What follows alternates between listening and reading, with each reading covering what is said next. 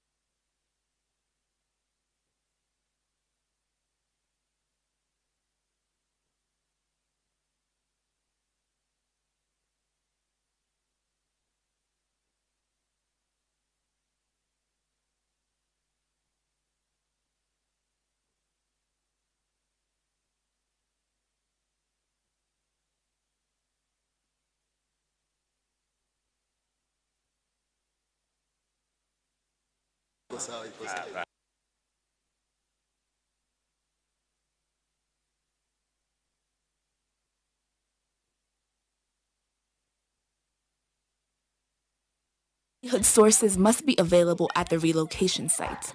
The quality and sustainability of these services must be monitored continuously, and security of tenure should be ensured at the new site to prevent future evictions. We all have the right to adequate housing and the right to be safe and secure where we live. Therefore, preventing and protecting everyone against forced evictions is a key step toward making sure these rights are fulfilled.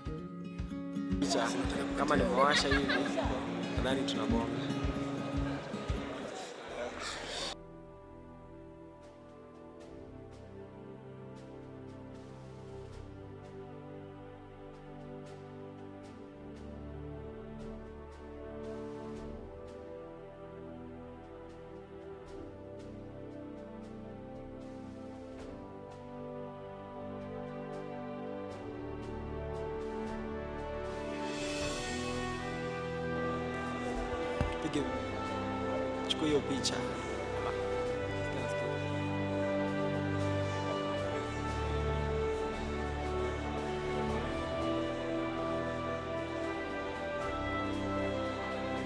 Rudia mingi, tutachagua bwana, tutachagua yenye tutaenda.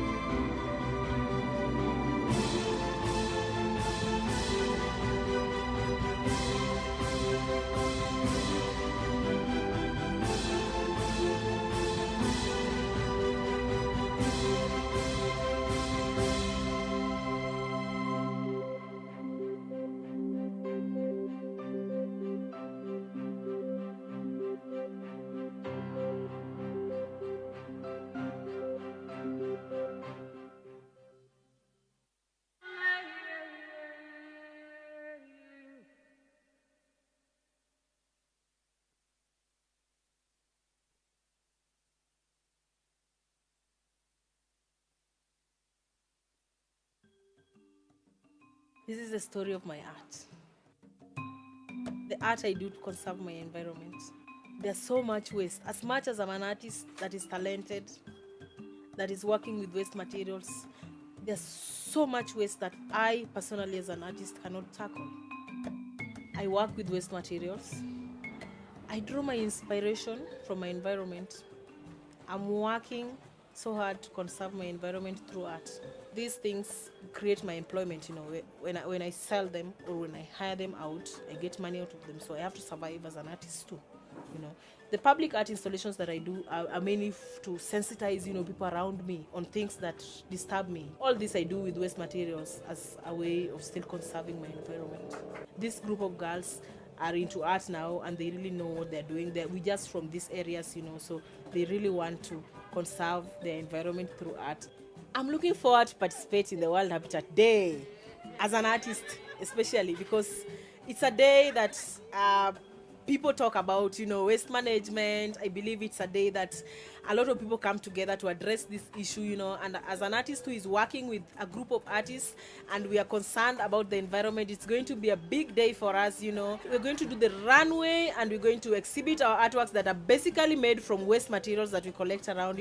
It's going to be a very big day for me because I'll show, what I've done with waste, how I've conserved my environment with waste materials, using waste materials, and it's going to be a very big day for me. I can't wait. My name is Patrick Mukabi. I'm a painter, artist, mentor. I've been painting for the last 20 years. When I'm working with waste material, it's just go around and look for trash anywhere. The main work I work with solid waste is metal sheets, and the idea came after the 2007-8 violence, election violence. Just taking metal sheet and cutting it out into shapes and forms.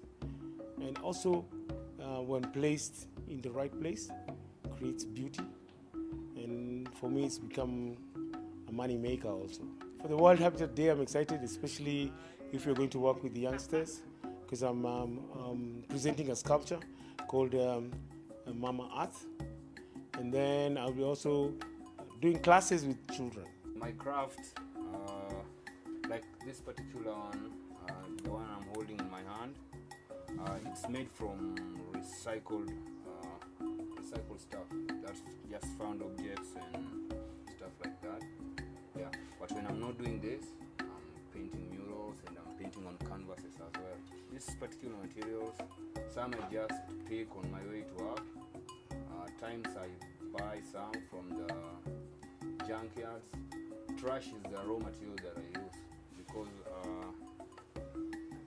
without trash I think I wouldn't be able to make this because I wouldn't know where to start. Trash is part of my treasure for this particular business. If there can be like certain stations where things that people no longer need to use, they can just maybe take them there. Maybe whoever wants to use them maybe later on or in making something that's upcycled or recycled can easily get them. I'm looking forward to participate with the members of my crew, BSQ crew. Yeah, and on that particular day, what we intend to do is paint. We'll paint board. On the boards, we'll require them to just write a little message for the world. My name is Safas Mutuamudini. I deal with upcycling in mixed media sculpting. Yeah, mixture of plastics. I gather my materials through the different friends and households. I also go sometimes and pick from waste disposal areas in the different estates. Waste for me, it's an opportunity to create more art pieces, to be creative and to change the lives of people and also my life as I change others and improve other people's lives. Having specific collection points like the hotels where I can collect them regularly, and also households, if they can just separate their stuff directly from the house, it would be really great for me. Yes, I will be participating and I'm really excited because it's my first time to participate in World Habitat Day. There are some sculptures that will be presenting and also exhibiting at the World Habitat Day. My name is Dickens Otieno. I'm a visual artist, painter, and sculptor. I acquire material from different sources. Some I buy, but some I find within because I recycle like used materials. Basically, trash fits in my business because I recycle. I use what people have used and thrown away, or maybe they've kept for me to recycle. Solution that will make trash and waste management make my work easier is I think just by sorting out trash, like where we dispose our used materials, maybe we just put them in different categories, like bottles, like cans, like plastic in different, rather than just throwing them away randomly. I'm looking forward to participate in World Habitat Day. I'll be exhibiting some of the artworks that are made from things that are thrown away as a way of just trying to also sensitize people that trash can be turned into something that has value again.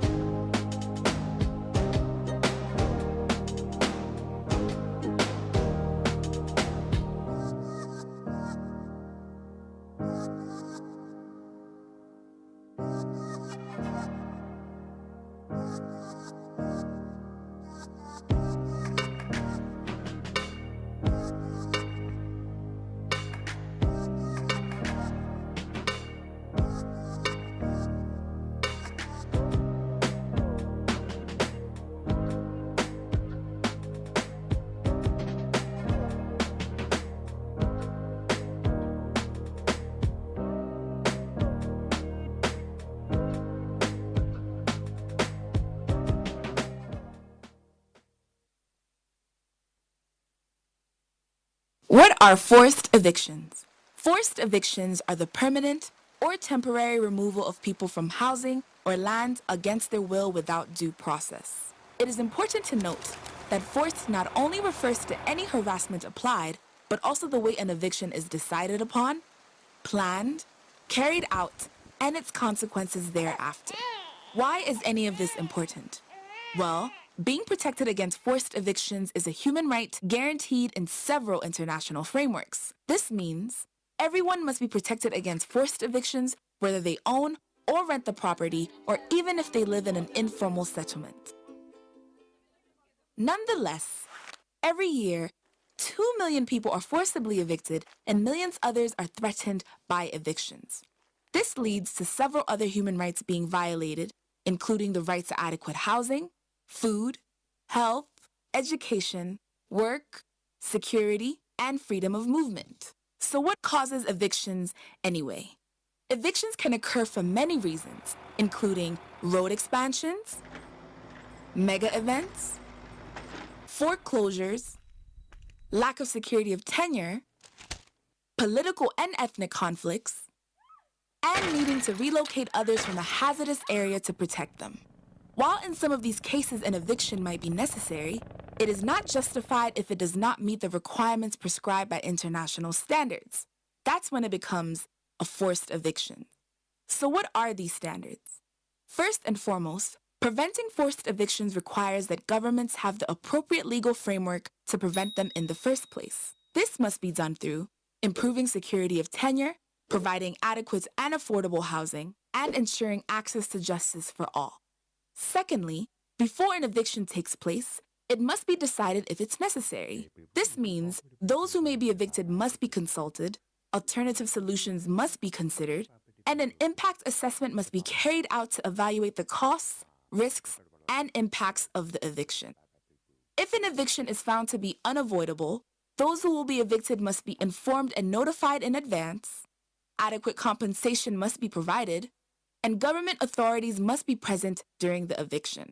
Once the eviction has taken place, basic services such as clean drinking water, sanitation, essential medical services, and livelihood sources must be available at the relocation site. The quality and sustainability of these services must be monitored continuously, and security of tenure should be ensured at the new site to prevent future evictions. We all have the right to adequate housing and the right to be safe and secure where we live. Therefore, preventing and protecting everyone against forced evictions is a key step toward making sure these rights are fulfilled.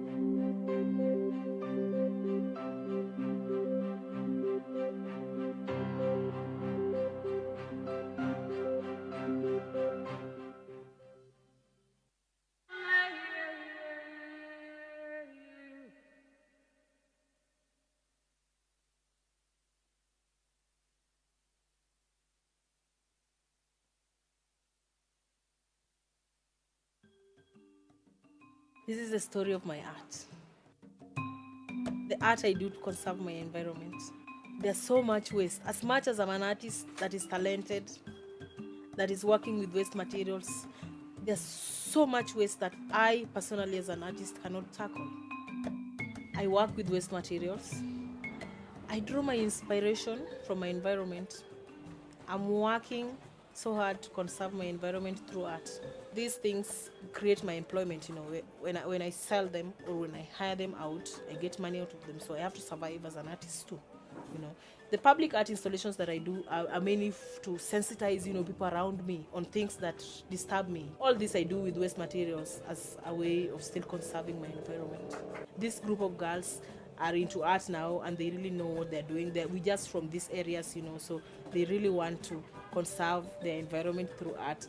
I'm looking forward to participate in the World Habitat Day as an artist, especially because it's a day that people talk about, waste management. I believe it's a day that a lot of people come together to address this issue, and as an artist who is working with a group of artists and we are concerned about the environment, it's going to be a big day for us. We're going to do the runway and we're going to exhibit our artworks that are basically made from waste materials that we collect around. It's going to be a very big day for me because I'll show, what I've done with waste, how I've conserved my environment with waste materials, using waste materials, and it's going to be a very big day for me. I can't wait. My name is Patrick Mukabi. I'm a painter, artist, mentor. I've been painting for the last 20 years. When I'm working with waste material, it's just go around and look for trash anywhere. The main work I work with solid waste is metal sheets, and the idea came after the 2007-8 election violence. Just taking metal sheet and cutting it out into shapes and forms. And also, when placed in the right place, creates beauty. And for me, it's become a money maker also. For the World Habitat Day, I'm excited, especially if you're going to work with the youngsters, because I'm presenting a sculpture called Mama Earth. And then I'll be also doing classes with children. My craft, like this particular one, the one I'm holding in my hand, it's made from recycled stuff. That's just found objects and stuff like that. Yeah, but when I'm not doing this, I'm painting murals and I'm painting on canvases as well. These particular materials, some I just take on my way to work. Times I buy some from the junkyards. Trash is the raw material that I use because without trash I think I wouldn't be able to make this because I wouldn't know where to start. Trash is part of my treasure for this particular business. If there can be like certain stations where things that people no longer need to use, they can just maybe take them there. Maybe whoever wants to use them maybe later on or in making something that's upcycled or recycled can easily get them. I'm looking forward to participate with the members of my crew, BSQ crew. Yeah, and on that particular day, what we intend to do is paint. We'll paint board. On the boards, we'll require them to just write a little message for the world. My name is Safas Mutuamudini. I deal with upcycling in mixed media sculpting. Yeah, mixture of plastics. I gather my materials through the different friends and households. I also go sometimes and pick from waste disposal areas in the different estates. Waste for me, it's an opportunity to create more art pieces, to be creative and to change the lives of people and also my life as I change others and improve other people's lives.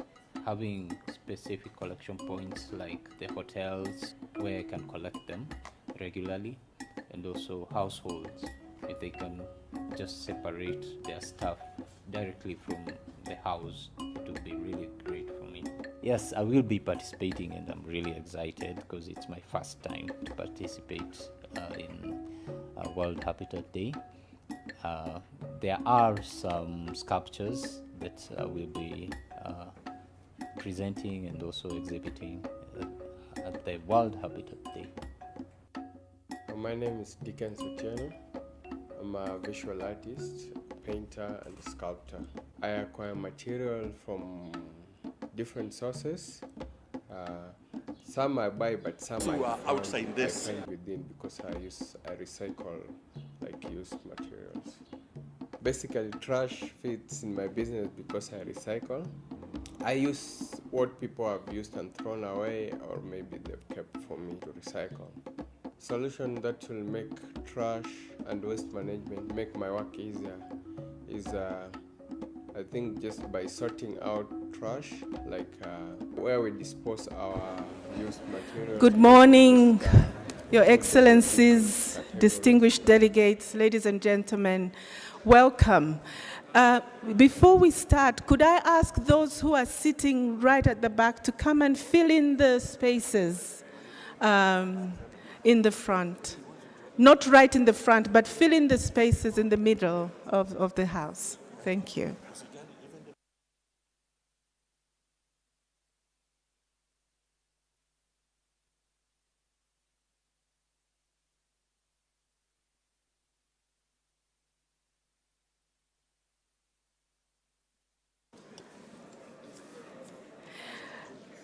Excellencies, cabinet secretaries and other government officials, governors and mayors, permanent representatives of UN Habitat and UNEP, distinguished guests, Scroll of Honor winners, UN colleagues, our partners in civil society, ladies and gentlemen, I am delighted to welcome you to the 32nd Global Observance of World Habitat Day.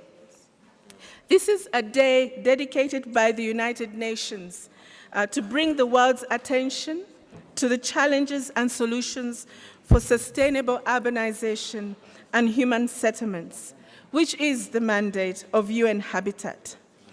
Ladies and gentlemen, the pillars of the Sustainable Development Goals include people, planet, prosperity, peace, and partnerships. But all of this happens in places.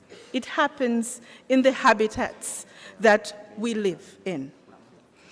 The theme for this year's World Habitat Day is municipal solid waste management. In our collective efforts to achieve the Global Sustainable Development Goals and the New Urban Agenda, ladies and gentlemen, we must find solutions that turn the 2 billion tons of municipal waste to a resource that builds sustainable cities and human settlements.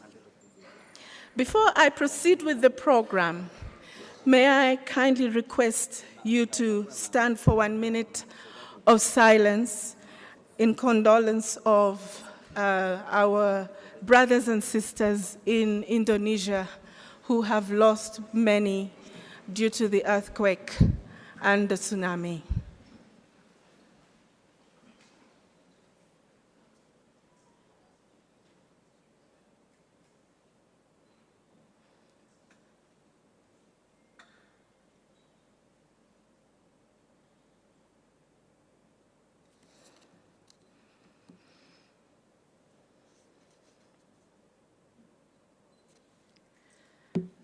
Thank you.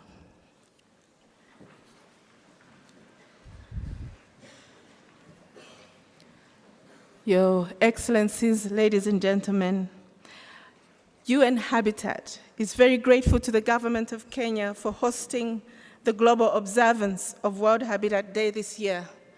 And in this spirit, I am very pleased to introduce my co-hosts for today, for this event, Mr. Wanjohi, who is the Director of State Functions of the Government of Kenya, and Mr. Hinga Mwaura, who is our Principal Secretary for Housing and Urban Development. Very welcome. We would also like to give a special welcome to those who have traveled far, including the award winners of UN Habitat Scroll of Honor, who will be introduced to you later in the program. So how does the program look today? I would say it is quite rich, depending on how you would like to have it, because we have a morning session which has good speeches from our dignitaries and our chief guest for this event, His Excellency Honorable Uhuru Kenyatta, President of the Republic of Kenya. We will also have an afternoon session where you can learn more about international experiences in solid waste management. At 12:30, we invite all our guests for lunch, which will include a trash for art fashion show and a waste sorting game for children at the UN exhibition booth. Please visit our exhibition, which will give you insight into the amazing possibilities for turning waste to resource. As we begin, I am delighted to invite Mr.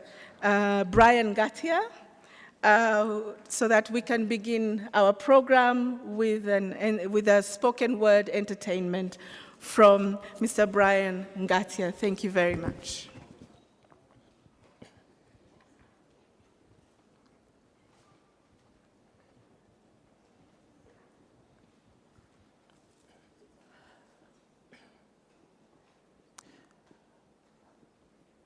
Now, if this was a regular story, it would start with, once upon a time, in a long, long, long time ago, a place far, far, far away. But this is not a regular story. You see, this is not a fairy tale or a myth or a legend. This is an active story happening right here, right now. It is not from a place far, far away. It is not from a time long, long, long ago. This is happening today. Now, many fairy tales start with someone being born, usually the hero, and so will this story. And where I'm from, birth is welcomed with an well, not this birth. This birth is unremarkable. It is welcomed by the chugging, the cranking, and the sighing of an industrial processing line under the harsh white lights of an industrial processing plant, right at the core of the Big Four agenda. This birth has nothing special about it. This child is not unique in any way. Actually, in the moment he is born, hundreds of others are born and thousands are born in the same minute. There is no ceremony, not even a naming ceremony. And so we shall take the task of naming upon ourselves. We shall call this child Paco. Now, Paco slides down the conveyor belt and lands on the hands of a nurse who looks at him and sees that he is a plastic packet of milk. And he puts him in a crate and pushes him away. And as Paco looks up from the crate, all plump and jiggly, he marvels at this new world that he has been brought into. And he catches a bit of a conversation that is going on between the worker who just put him on the crate and a colleague of hers. She sounds passionate. It's like, hey, so I was in a matatu the other day, and I was scrolling down Twitter to distract myself, and I come across this link, and I click on it, and I start reading. I was like, whoa, wait a minute. I thought this generation doesn't read a lot. Well, first of all, that is generalizing. We do read a lot, and that's besides the point. Do you really want to hear this story or not? Okay, hata isikuwa na ubaya. But just go ahead, tell me the story. Okay, so I'm reading this story and I come across this interesting fact that claims that Nairobi wasn't even meant to be a city. It is a proper accidental city. I mean, we all know the popular story about how the British landed here halfway through their crazy project to create this railway line so they could properly exploit Buganda. And they came across this scenic plain that had beautiful hills in the background. And they concluded that this land was unoccupied. But you see, they were wrong there because this land was occupied. It was occupied by the Ogiek, the Gikuyu, and the Maasai. It's just that smallpox at that specific moment had done a number on their numbers, so they were forced to occupy less land actively.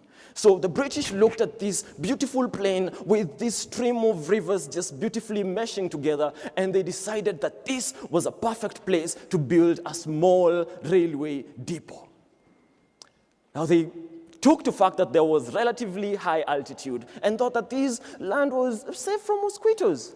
Well, unfortunately, they were wrong about that too. You see, mosquitoes were just sitting, rubbing their hands together, waiting, because this land had been called Enkare Nairobi by the Maasai for a very specific reason. It was a swamp, a marsh, and there were pools of breeding mosquitoes all around. But they did not care. In 1899, they started the railway depot, a small one, concluding that it wasn't going to grow into anything big. I mean, at most, it was going to be a small shopping center. But fast forward, and they discovered that they were wrong about that too, because in 1906, the population of this small railway depot had already hit 10,000 people. It was a flourishing town now, with all manners of people. And just picture this, a small depot is growing into a big town. And right at the heart of it, at the central business district, the one area where most of the trade between the Africans, the Europeans, and the Asians is happening, is called the Indian Bazaar. It's busy. It has all loads of trade going on. Now, I don't know if it was as loud as Nairobi is today, but one thing I'm sure about is that when there is such high volumes of trade, there is equally as high volumes of solid waste being generated. And this is 1902. So you need to remember that garbage collection trucks are not in vogue yet. Actually, they haven't been invented yet. And so the garbage piles and piles and piles and piles on the Indian Bazaar. And something makes it worse.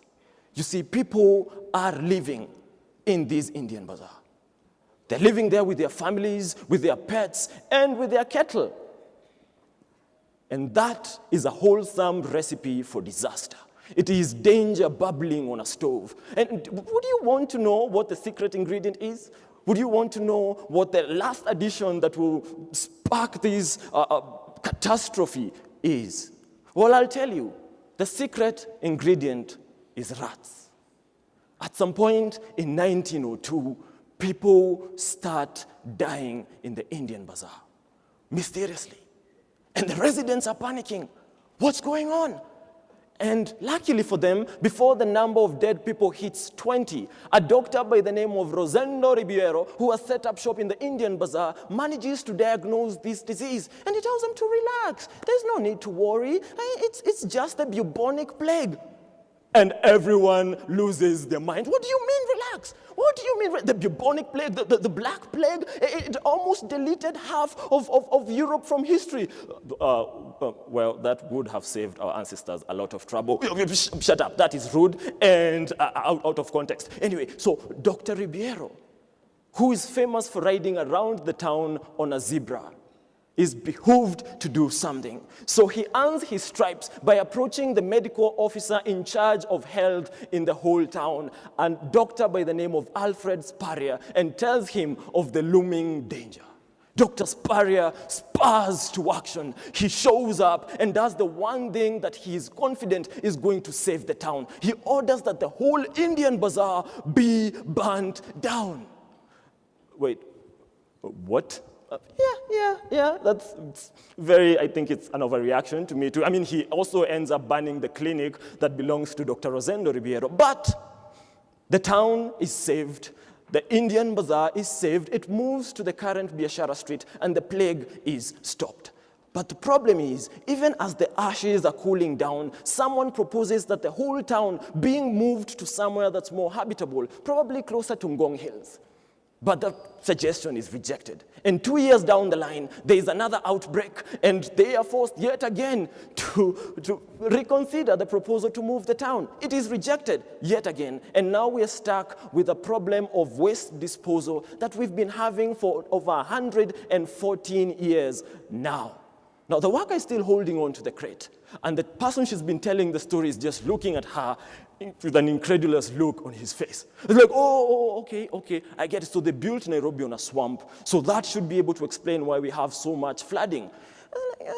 Well, yes and no. I mean, there are other countries with bigger land reclaiming problems. I mean, there's the Emirates, there's South Korea, the Netherlands. Our problem is that we have poor planning. There's some an administration that just hasn't figured out how to pick up garbage, and a population that just won't stop littering. So picture this. The city is growing. The town is growing even bigger. And no one has decided to move it.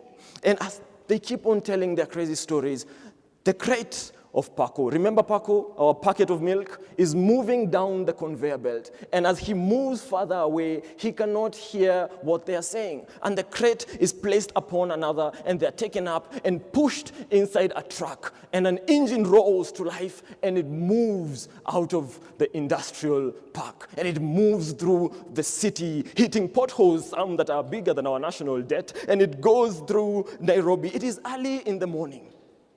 The street lights, some of them are still awake. You can see Nairobi from anywhere, and it doesn't look like that town from 1902. There's this tinge of tear gas remaining from the previous evening when the hawkers were being dispersed, and it mingles with a stench of disappointment, apathy, and poverty that wraps itself around the homeless of Nairobi. They sleep on these cardboard boxes that they recycle, almost like camouflage, as they blend in with the piles of garbage that are still here 114 years later. And they're just a fraction of the over 3,000 tons that this city produces in one day. Now, only a third of that is collected.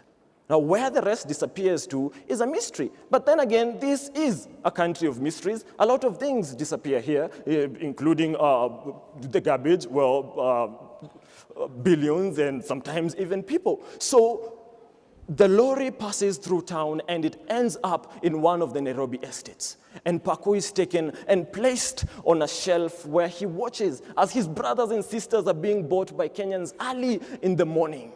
And they're showing up. They look exhausted even that early in the morning. Their shoulders stooping low, being weighed down by the weight of heavy taxes. And they pick up the milk and they're out there preparing breakfast, ready for yet another day of struggling in a system that seems designed to make sure they do not survive. And Paco stays here, excited, waiting to know which Kenyan is going to pick him up and take him home and make breakfast probably out of him. But at some point, he started to lose hope. It looks like no one is going to pick him up. But later, in the late afternoon, he's bundled up with all the remaining packets of milk, put in a big recyclable fiber bag, and thrown into the boot of a car. The driver is young, and he has a friend on the passenger seat. And he's speaking in a language that is a mixture of both Kiswahili and English that Paco suddenly understands for no reason other than he's born in Kenya. And this guy is wondering, hey, you guy, my guy, kwani where are we pelekaing all these maziwa? We're like, oh, my guy. So we're taking it for my dad's pal's matanga. He died juicy. And you know, my dad was born in the ghetto. But not like the ghetto. Like back then it wasn't the ghetto. But then he talks about these weird things that I don't understand called SAPs. And he says in the 80s and 90s, life was really difficult. And his hood, Dandora, turned into a hot mess. So by the time he malizas primo and goes to high school and graduates through campus, gets a job, because apparently it was easier back then. It's not like now when a third of everyone you know has a degree and everyone is looking for a job. So he goes and gets a job, starts a family. We are born. I mean, you know the usual. But then my dad's best friend has a totally different life, you guy. You see, he drops out of class 7 because his parents were activists or something. I mean, you know those guys who always have panganga for criticizing the government. Somehow, apparently, got taken to Nyayo House and disappeared. And now he starts roving around. And by that time, the dump site in Dandora has become this big thing. And he starts going there every day and picking up these pieces of plastic and picking up all these pieces of metal and selling them to get food for survival and clothes. So he's still there, even in 1996 and 2001, when my dad finishes campus. And he comes, I was like, yeah, so this place is already full, and I hear they've already announced that it cannot take any more garbage, but there are no options coming from the government. So he stays there. And by 2001, there is a proper economy ongoing on the garbage disposal site at Dandora. They have cartels before cartels are even invented. They have a proper multi-million structure that determines who disposes garbage there, at what time, who takes the money, where the money goes, and what they do with it. They even protect it with all these gangs and extortions and sometimes even murder. So at some point, my dad's best friend decides, me, I want out. I have enough cash. I think I can buy a nice land somewhere, build a piece of land, and live there with my wife and children. And so he calls my dad. I was like, hey, my guy, me, I want out. And my dad calls him, and they go out, and they execute his vision. And it's right on time, because that's when there's a big shootout at the Dandora dam site, and some leaders have to go there and intervene, and about 5 guns are recovered. It is a big mess. But you know, how when you think you've ponead, life just decides you've not had enough. That happens to him. You see, he falls sick and he goes to hospital. And as he walks around Kenyan hospitals, he gets misdiagnosed. He's told he has a cold. At times he's told he has pneumonia. Other times he's told he has TB. But eventually a doctor tells him the truth. He has lung cancer. And he has to go to India for treatment. It's crazy how that's our normal, right? I mean, just think of how easy it would be if you just needed to go to Kisumu or Nakuru for advanced treatment. But no, he has to go to India. And so we start fundraising for him. And he lives. And he has all kinds of therapy that I don't understand. He has chemotherapy, radiotherapy, physiotherapy, mental therapy, all kinds of therapy. And us here, we're just doing harambes, hoping that our healthcare system would work better. And we send money to him, and we are hoping for the best. And he does come back home, but he comes back home in a coffin. And now is why we are going for this matanga with his packets of milk, because we need to raise money to clear his hospital bills and to make sure that he is buried in dignity. And unfortunately, his kids are now in the same exact situation that he was when his parents disappeared in the 80s. So Paco is taken out of the car and escorted into the house. And as he goes, he can already visualize his immediate future. Someone will empty him of the milk, and he'll be tossed into a dustbin, and later into a garbage collection bag, and then into a truck, and straight into a dump site. Or maybe fall onto a trench somewhere and block drainage. And maybe finally get Kenyans angry enough to demand for accountability, to demand for better systems of collecting garbage. Paco's future has a few options. The best case scenario is he will get recycled and basically reincarnate. Or he might be incinerated and become part of the fumes that continue to mess up the health of Kenyans. Or, in the worst case scenario, he might just be one of the elements that leads us to yet another outbreak of the bubonic plague. Or the choice, ladies and gentlemen, is ours. Thank you. Thank you very much, Ngatia. That was a very refreshing way of looking at how we manage solid waste. In that story, which in some cases is tragic, but it also gives us hope that we can indeed turn trash to a resource. Now, as we wait for His Excellency to arrive, I would like to ask our colleagues to put on the video on solid waste management. Thank you.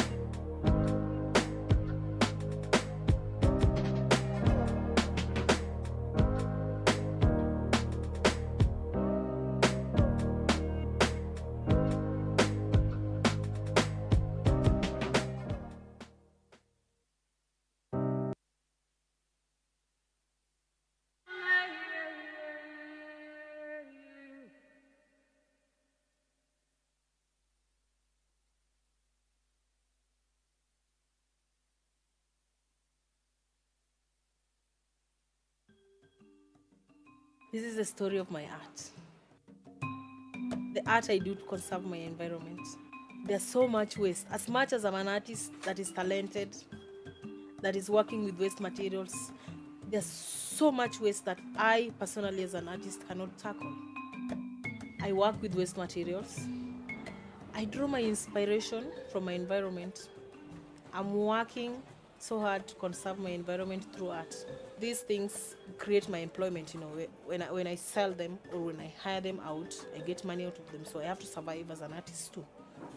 The public art installations that I do are mainly to sensitize, people around me on things that disturb me. All this I do with waste materials as a way of still conserving my environment.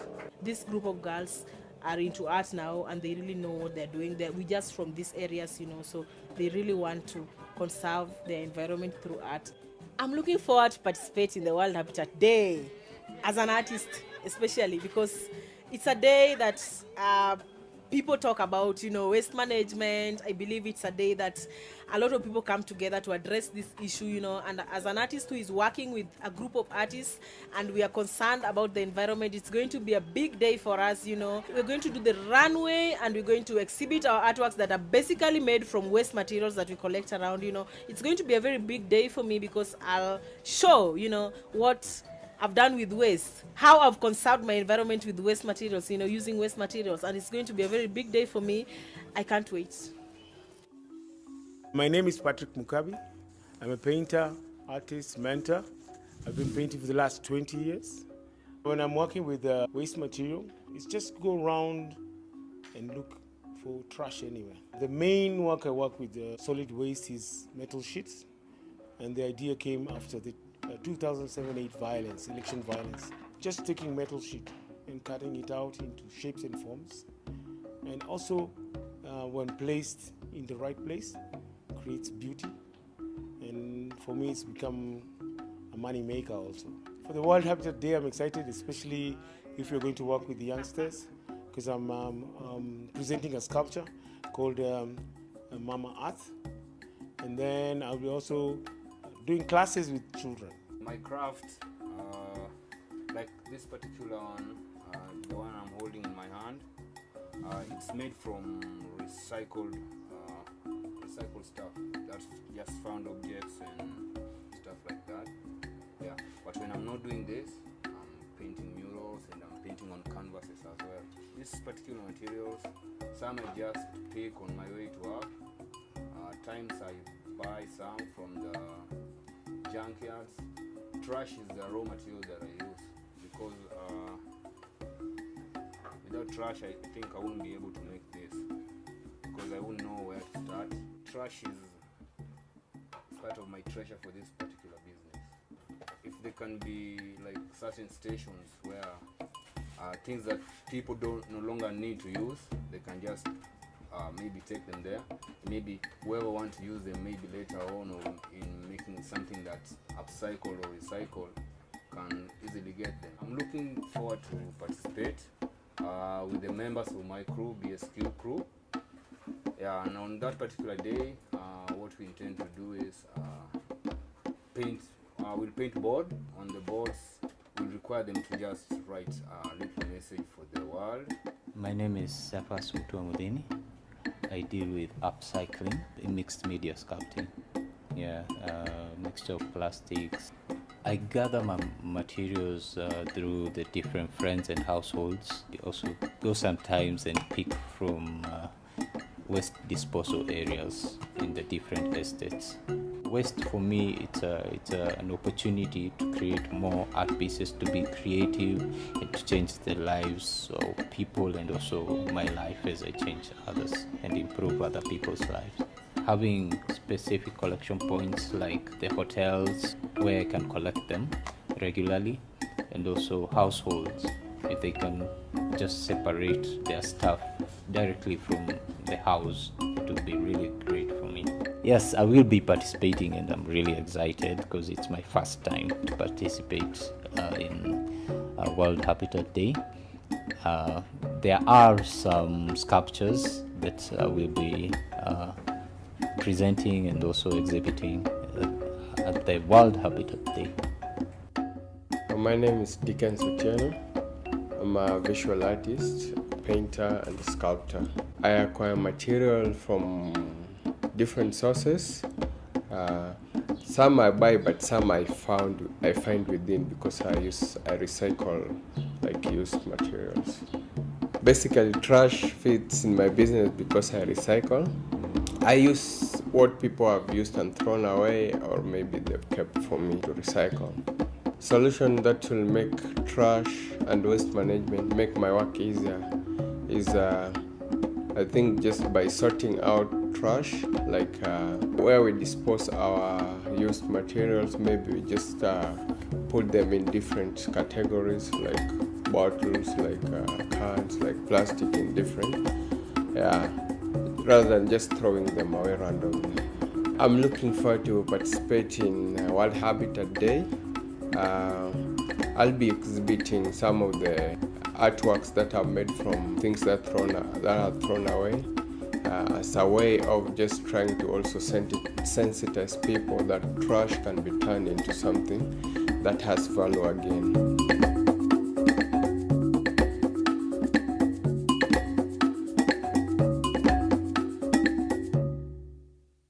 Thank you very much.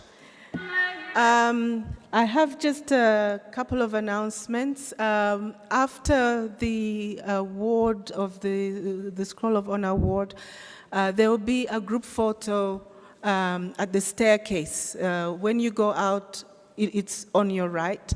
And this will be for the senior government officials, the UN permanent representatives, and you will be guided when it's time to actually go and line up, and of course our Scroll of Honor awardees.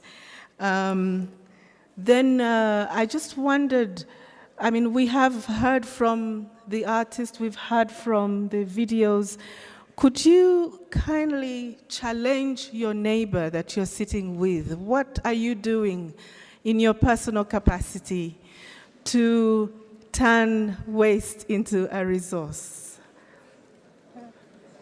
Challenge each other. We would like to know. And maybe you can share with us at some point.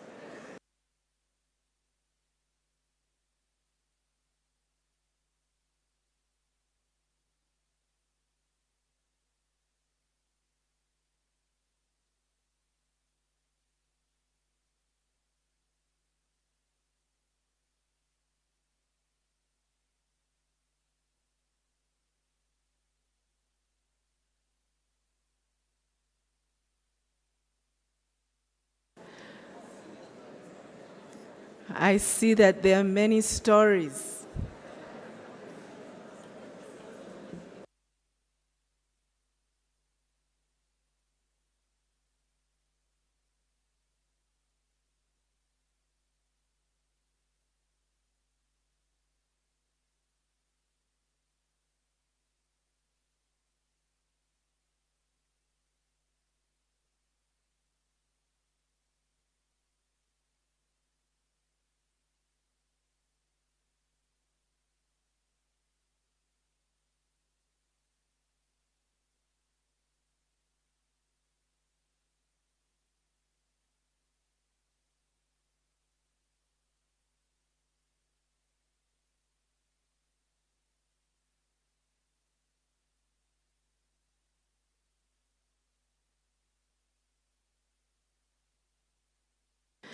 Does anybody have a story to share with us? Something phenomenal in your personal capacity?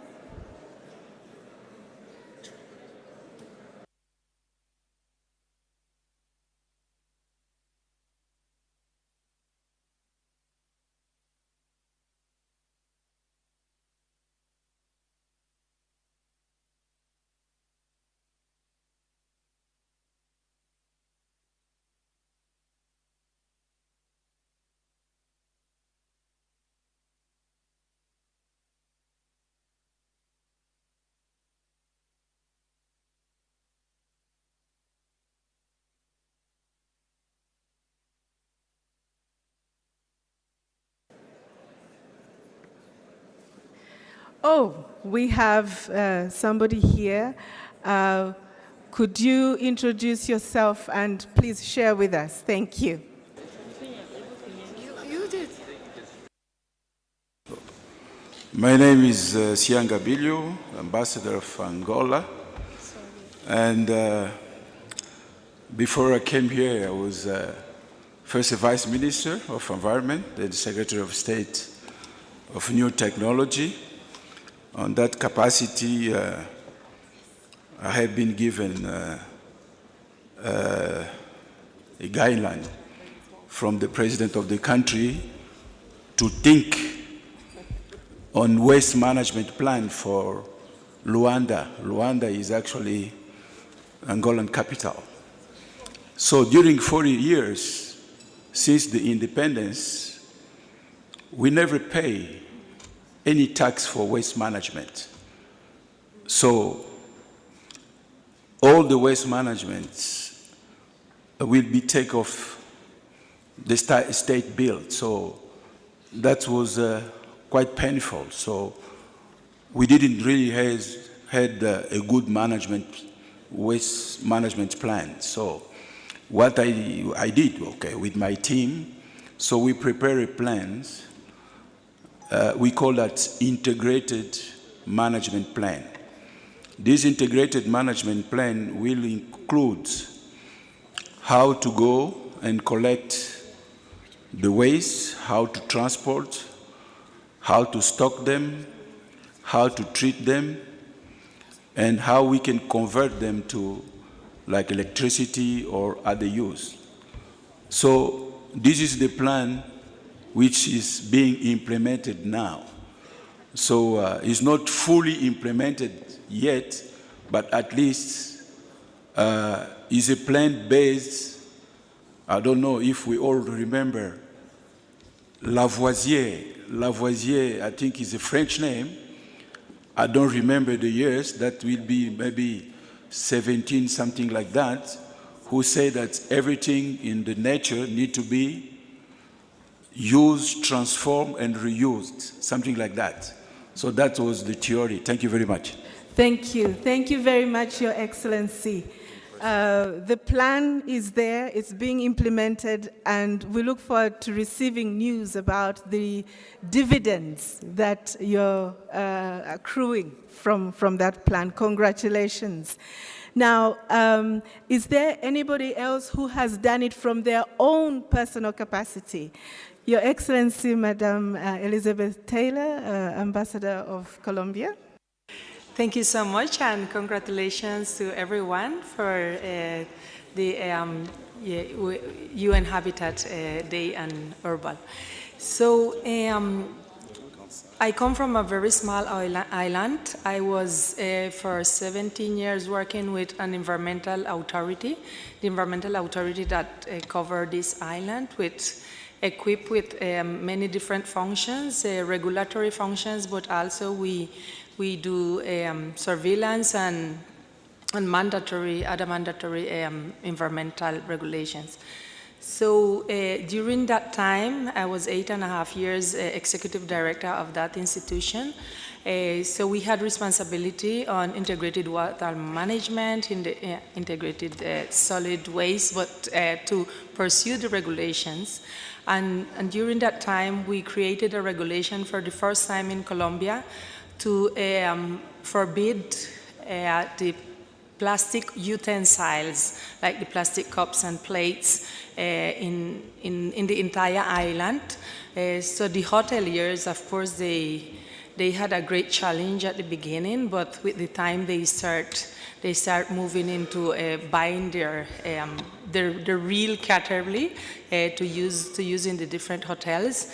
And at the same time, it's a very tiny, they are very tiny islands. So the largest island is 27 square kilometers. So you know that area is a very important resource. So we don't have a lot of land to do huge landfills. So we did some agreements, for instance, with the airplanes for they to return their waste, because this is a very touristic island in Colombia. So the airplanes, they return their waste to the mainland, so we didn't have to manage this waste at the local level.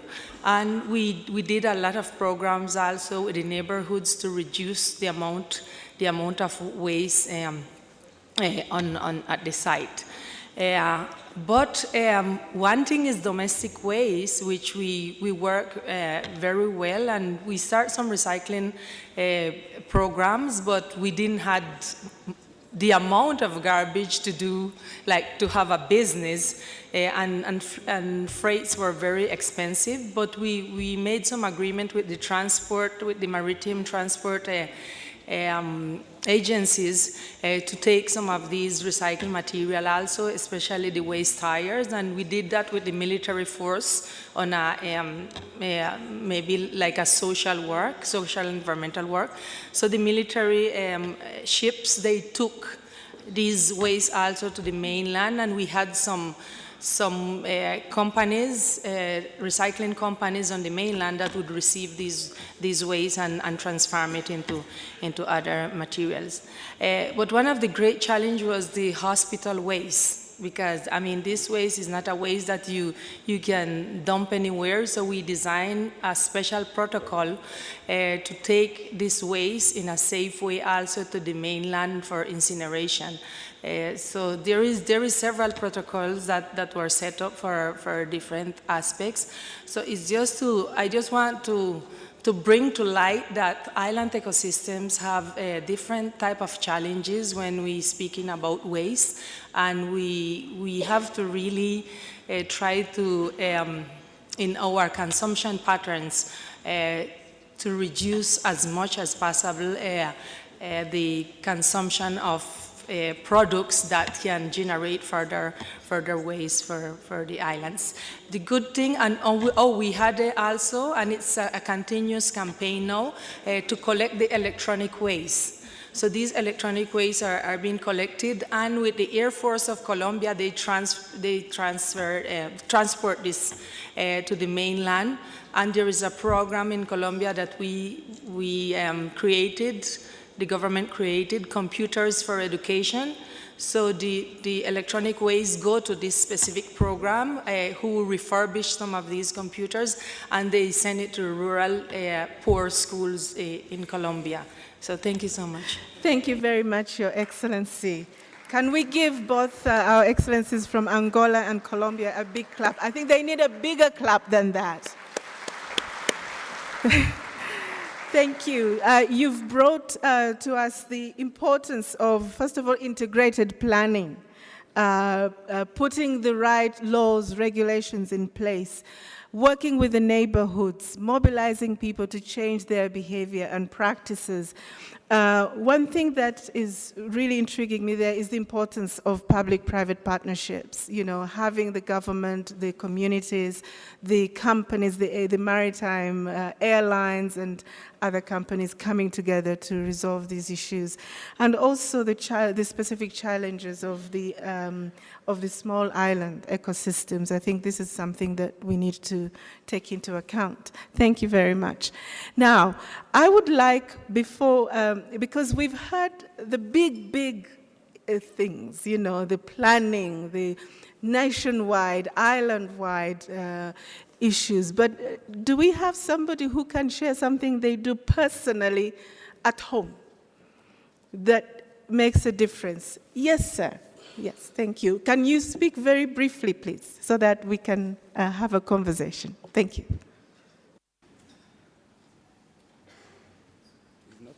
You can switch on, yes.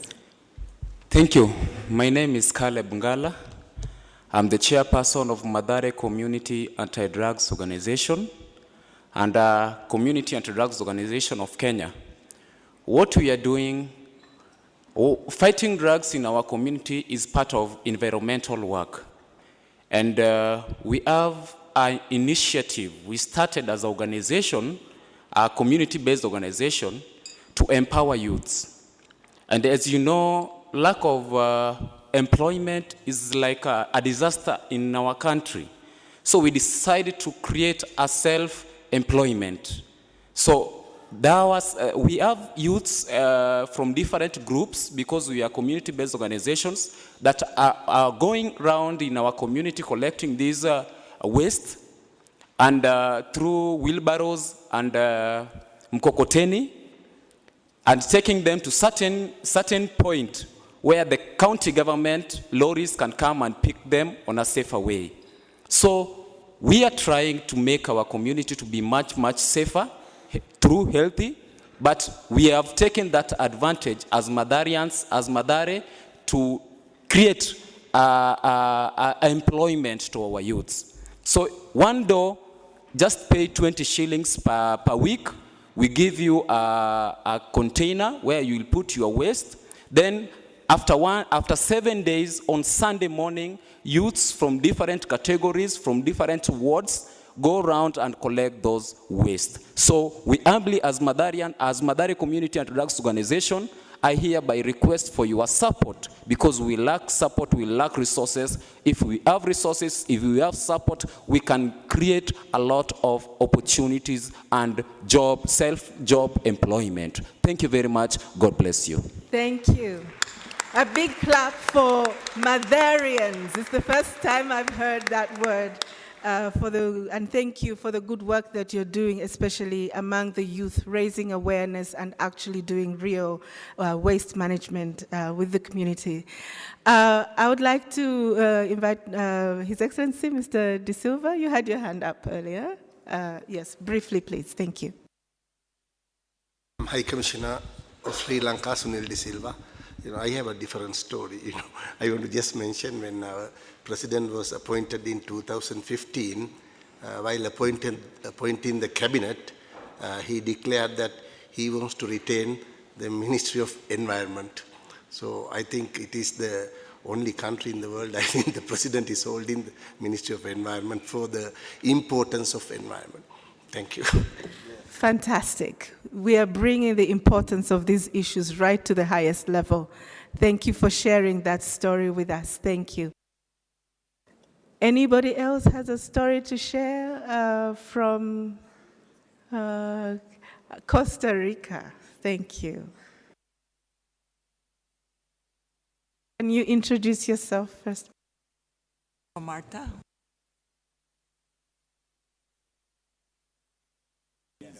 Okay. No. Hello. Yes, I am Ambassador Marta from Costa Rica.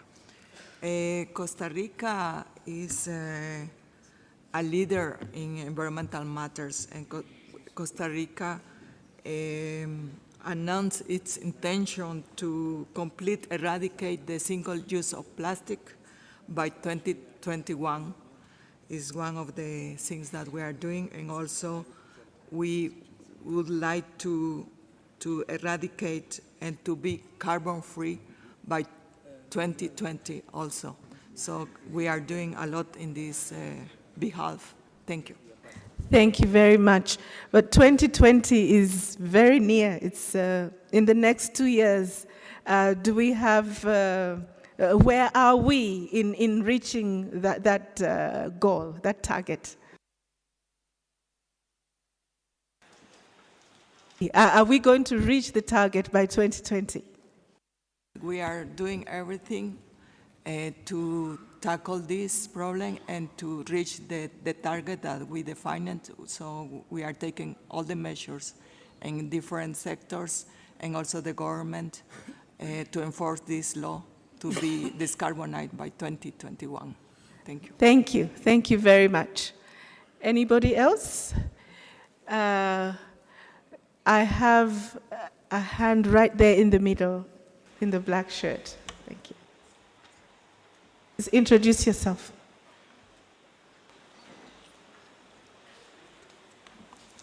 Thank you very much for giving me this opportunity today. My name is Jack Nyanga.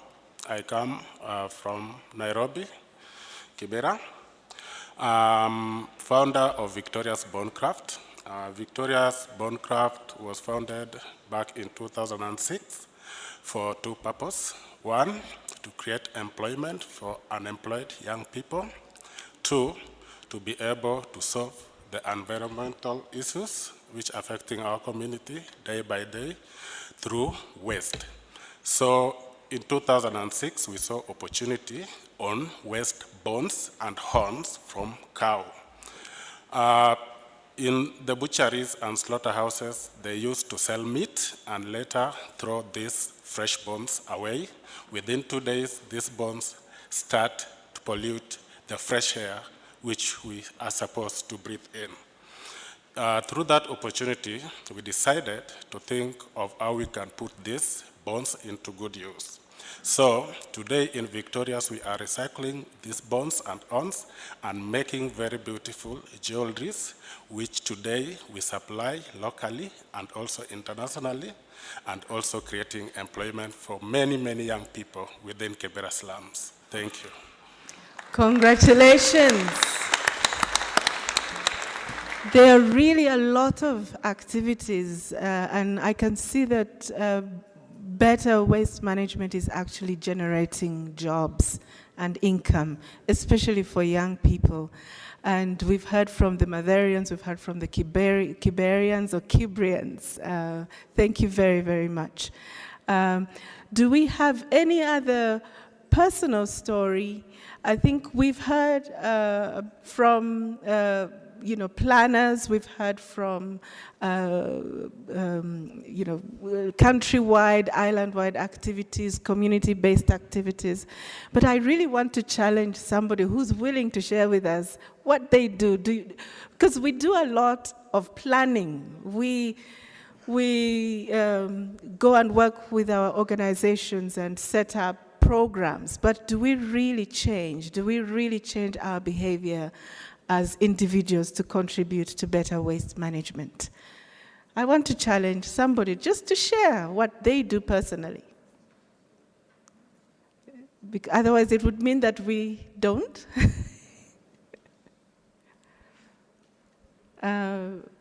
Is Vladimir, did I see you put your hand up? No? No, it wasn't. Okay. Yes, sir. Is it a personal story? Yeah, it is like it is a personal, but also it incorporates the government and the county government, plus Good. the community.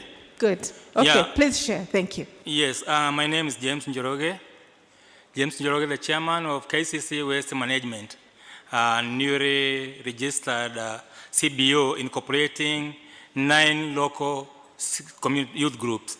And we are partners with UN, and that's the reason why I'm struggling to raise up my hand, because I want the UN Habitat, since we are accredited Habitat agenda partners under Kasweza Housing, we want also to be partners in the waste management. Ours is a partnership between the national government, that is Ministry of Housing, and the KISS project, and then the county government. The KISS project is the World Bank project to upgrade the informal settlements.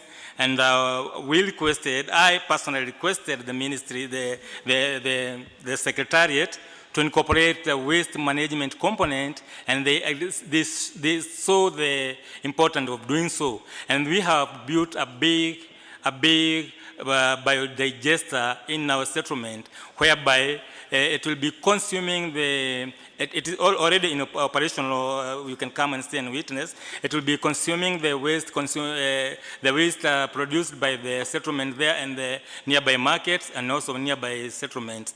And if it succeeds, I believe and I trust that thing of the waste problem in Nairobi will be a thing of the past. Since we are next to the Dandora dump site, our KCC settlement is just a few meters from the Dandora dump site. And that's the reason why we were trying to incorporate all stakeholders to see whether we can manage to assist the county government to make the waste problem a thing of the past. I am requesting all the stakeholders to come down there and see what can be done so as to improve the project, and so that it can be emulated also in the city and bring the problem with the waste problem to be a thing of the past. Thank you. Thank you very much. Can we give him a clap for that? You have mentioned the KISS program with the World Bank. I wonder if the World Bank wants to say something about that now. Okay. Anybody else? Yes, sir. I would also like to hear more from ladies as well, because the gentlemen are doing very well today.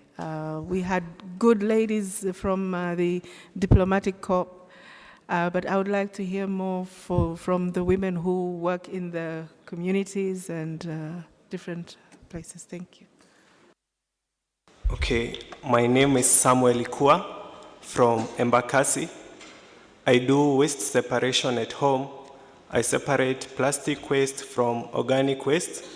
I do recycle the organic waste to develop manure, which I then plant vegetables in the balcony and also sell to other urban farmers in the area.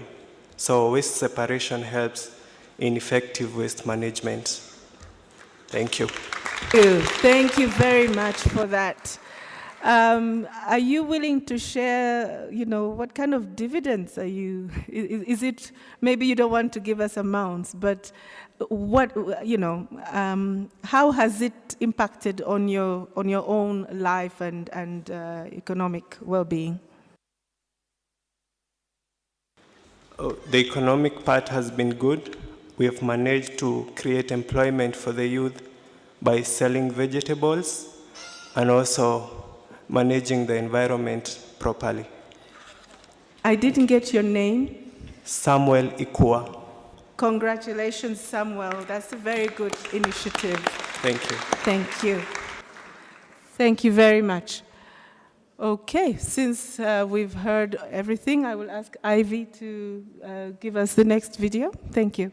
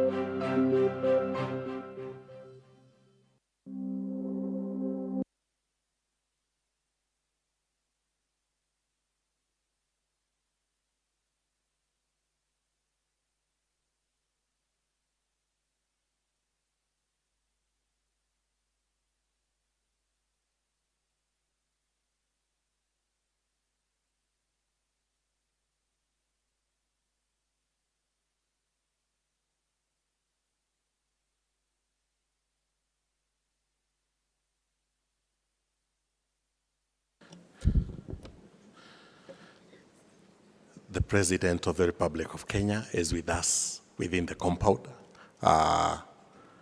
When the time comes for His Excellency the President to join us, I will most humbly request all of us to be upstanding to rise and welcome him to this auditorium. We intend to have a very brief session, quite briefer session, if we can manage it, and we will try as much as possible to manage it. I know Madam Musisi has requested us to manage our phones, and I will request that I remind all of us, including me, it will not be to ensure that the program runs smoothly with no interruption at all as we start today's program. Just to remind us what Madam Musisi, the Director, External Relations, UN Habitat, has told us at the end of the function. After the speech by His Excellency the President, we'll most humbly request the President to walk down here and present some Scroll Honor Awards that we have. And as the President leaves at his pleasure, I will request the UN permanent representatives, the senior officials from the UN, and Government of Kenya officials, we move quickly to the staircase where we'll have a photo opportunity with His Excellency the President. For those being presented with the Scroll Honor Award, we will have our photo here after the opening session. Ladies and gentlemen, I wish you a very successful function today. My name is Wanjohi. I'll be working with Madam Musisi. She introduced us earlier, and the Principal Secretary, Housing and Urban Development, Hinga Mwaura. The three of us will take you through today's program. Karibuni sana. Welcome. Asante. Thank you.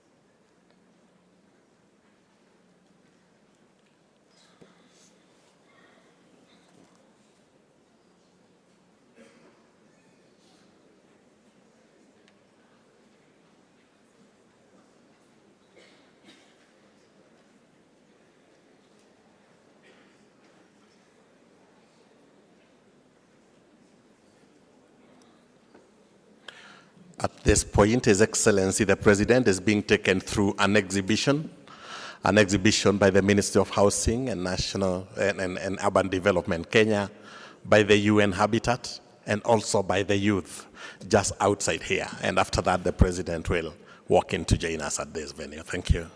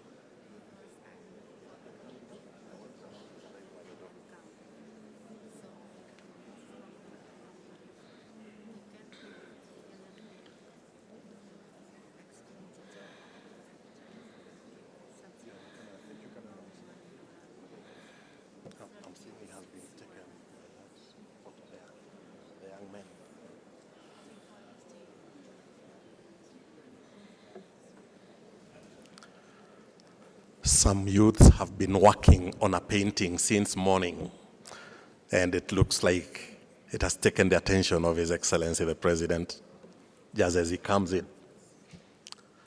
Amazing what our youth are able to do with what we.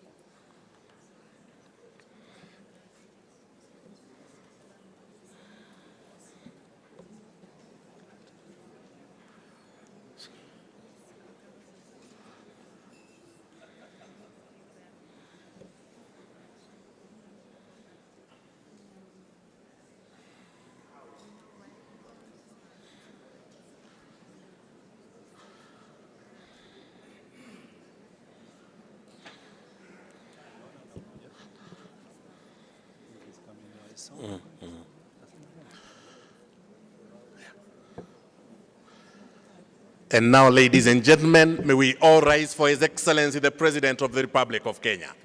We welcome His Excellency with a round of applause, ladies and gentlemen. Welcome, Your Excellency. Welcome, sir.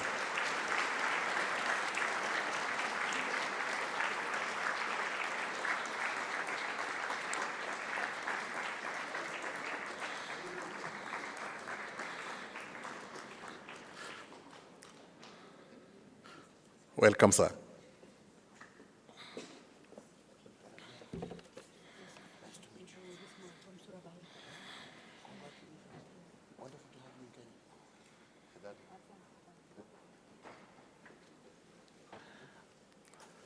We may be seated.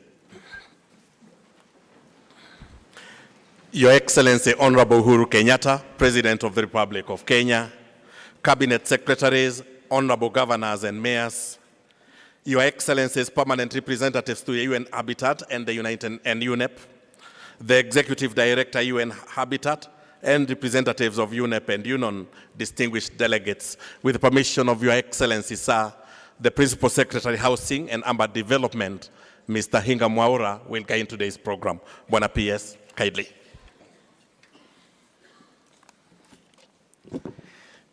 Your Excellency, the President, distinguished guests, ladies and gentlemen, good morning. It gives me great pleasure to welcome you to this Global Observance World Habitat Day. Our theme this year is municipal solid waste management. My task is very simple, is to introduce the speakers. And the first person that I'm going to invite is the Acting Director General of UNON, Mr. Chris Kakaldi, to make his remarks. Thank you.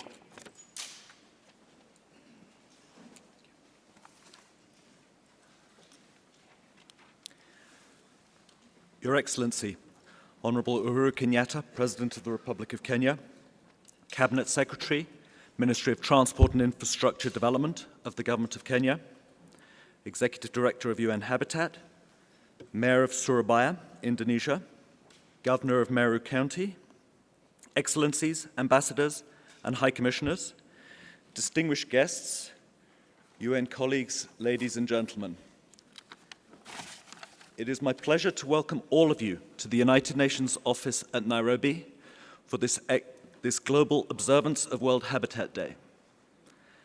Allow me to first thank you, Mr. President, for being with us this morning for this important observance, which is a testament to your commitment to the sustainable urbanization, human settlements, and improving urban living conditions, as well as your commitment to the UN family. It is very fitting that this observance is taking place here at UNON. This compound is not only the global headquarters of UN Habitat, but also of the UN Environment Programme, as well as scores of offices of the UN agencies, funds and programs, all working to advance the sustainable development goals in Kenya, in the region, and around the world. Let me assure you that UNON is committed to supporting the work of UN Habitat and all the entities based on this compound, including by playing our part in ensuring the sustainable use of this compound. Towards this end, UNON has worked with our friends in UN Habitat and UNEP to undertake a number of environmentally friendly measures in recent years, including the construction of a waste management station. The aim of the waste management station is to recycle as far as possible all solid waste generated and disposed of at the complex, thereby reducing the potential for waste to end up in a landfill. Until recently, 90% of office waste went directly to landfills, with only 11% recycled. UNON is now seeking to create a systematic recycling process with the aim of recycling over 90% of the waste generated in this complex. In conclusion, I would like to express my appreciation to UN Habitat for organizing this event. And I would also like to thank everyone who's taken the time to join us today and to show your support for this crucial issue. Thank you for your attention.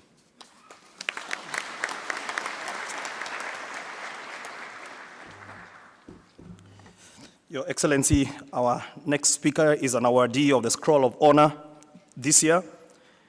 She is known for her achievement in solid waste management and building greener, leaner, cleaner, and smarter city.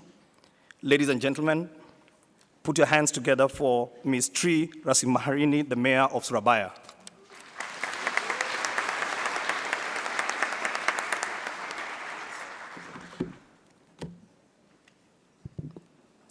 Your Excellency President Uhuru Kenyatta, President of Republic of Kenya, Datuk Maimunah Muhammad Sarif, UN Under-Secretary General and Executive Director of UN Habitat, Excellency Mr. Chris Kaldi, Acting General Director General of UNON, Ministry of Public Transport, Excellency Ambassador, distinguished guests, ladies and gentlemen, good morning. It is a great pleasure and honor for me to be here today during the observance of the World Habitat Day. My deepest gratitude to UN Habitat for the invitation and for the Scroll of Honor Awards to be presented to me today. Thank you very much for this international recognition. Surabaya is the second largest city in Indonesia with a total population of 3.3 million people and total area of 334 kilometers square. According to survey by Gallup Poll, Surabaya demonstrates satisfying rate for the indicator of citizen satisfaction to the city in some aspect. However, as metropolis, we face common challenges shared by big city and waste management issue. In 2003, Surabaya suffered big problem of waste. People threw garbage everywhere, especially in main roads and river, causing very bad smell. Overcoming this problem, we invite community and stakeholders' participation to work hand in hand with the city government in doing waste management because we have big problem to solve, but only limited budget available. We teach the residents living in kampung or neighborhood area to manage their organic waste using simple and low-cost composting method, while the inorganic garbage is sorted and brought to waste bank available in kampungs. Today, we have 296 units of waste bank spread all over the city that people can use not only to reduce the garbage, but also to get money from the bank as they sell the garbage there. Wastewater are also treated using wastewater treatment installation, which helps saving up to 20% of water use per month. Reduce, reuse, recycle is the concept we promote that has been able to change citizen mindset to see garbage as a valuable object. We annually organize the Free From Garbage Festival, when all participants wear clothes from recycled material, and we give prize for areas that are successfully in managing their garbage. We create eco-school, eco-campus, and eco-Islamic boarding school program to invite academic institutions taking part in environment management project. Furthermore, Surabaya has recorded a reduction of temperature by 2 degrees Celsius in 6 years by creating more than 45 hectares of urban forest, 305 of green median, and 420 city park, contributing to 133 hectares of green space. Together with UN Habitat, we create public space project in 3 areas of our city that are now in use by our citizens. Our river is also revitalized by converting slum area along the riverbank into green space and thematic park to preserve its function. While addressing the issue of climate change, Surabaya conserved more than 2,800 hectares of mangrove forests, and at the same time promoting alternative energy by using solar cell and LED lamp, implementing waste-to-energy project in landfill, converting fossil to gas fuel, and imposing policy on green building. In addition to environment management, we launched Prominent Kampung, Economic Hero, and Young Warriors as poverty alleviation program that target housewives and young people. We provide them with free training and access to market. Start Surabaya and co-working space are also established for the tech startup. Excellency, when I landed in Nairobi yesterday, our flight attendants announcing that plastic bags are not allowed in Kenya, and those bags who carry them will be fined. This is a real excellent example that we can learn from Kenya. In Surabaya, we launched Surabaya Bus that became the first bus that allows passengers paying the fare using plastic bottle, and we have started the Bring Tumbler to School campaign to reduce plastic waste in school, as well as widely reusing plastic for many purposes. From all this initiative and strong partnership with community, we can enjoy the 10% reduction of garbage going to landfill, better index of our quality, decreasing rate of disease and poverty, as well as significant decrease of floods in the city. Thank you very much.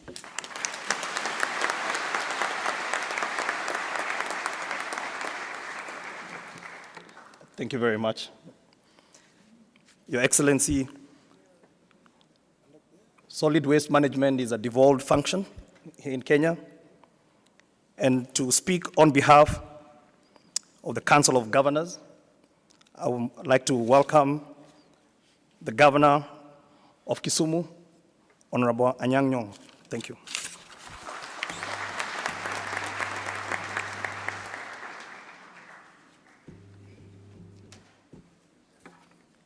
His Excellency, the President of the Republic of Kenya, Honorable Uhuru Kenyatta, distinguished delegates, ladies and gentlemen.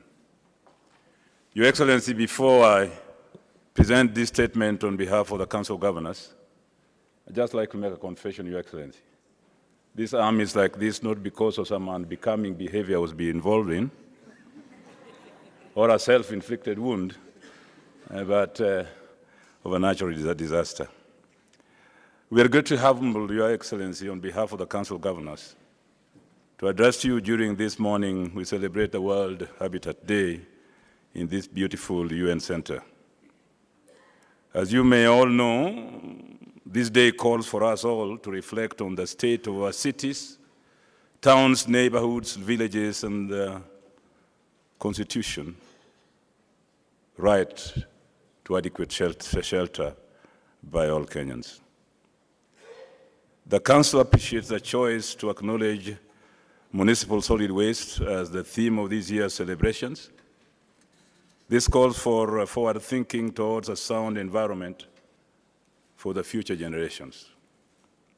Your Excellency, municipal solid waste is a growing environmental and health concern globally, and especially here in Kenya.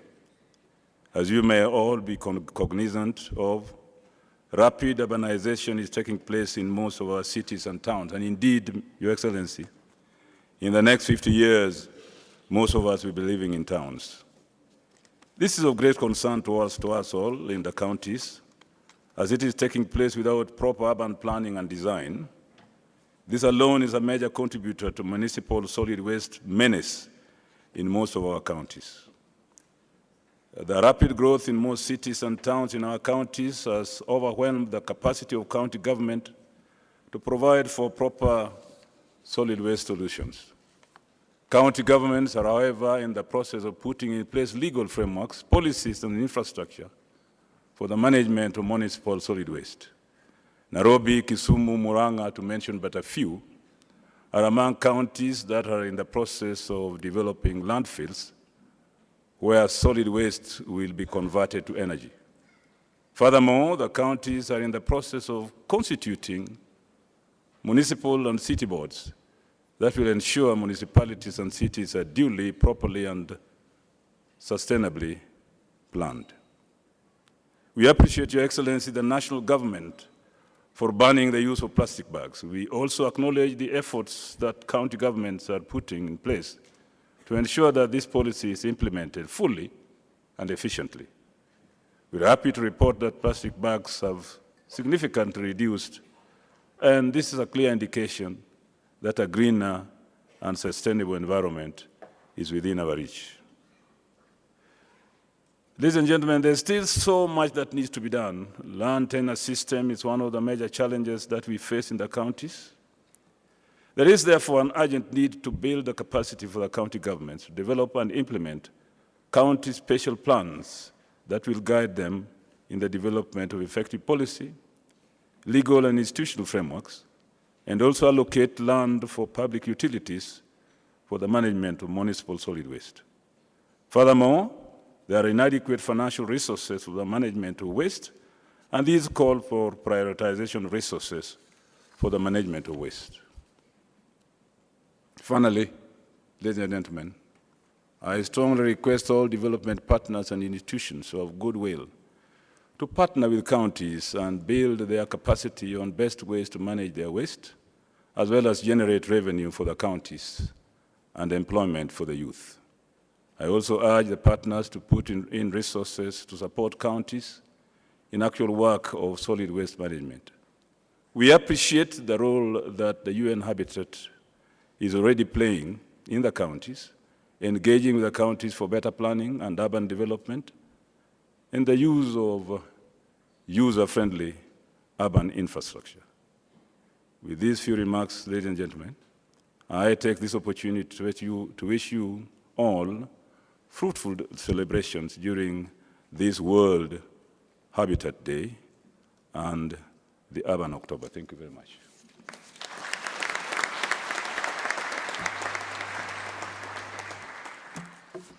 Your Excellency, your commitment towards solid waste management in this country is manifested in the just launched Kenya Urban Support Program with the support of the World Bank, which is providing resources for counties to manage their waste.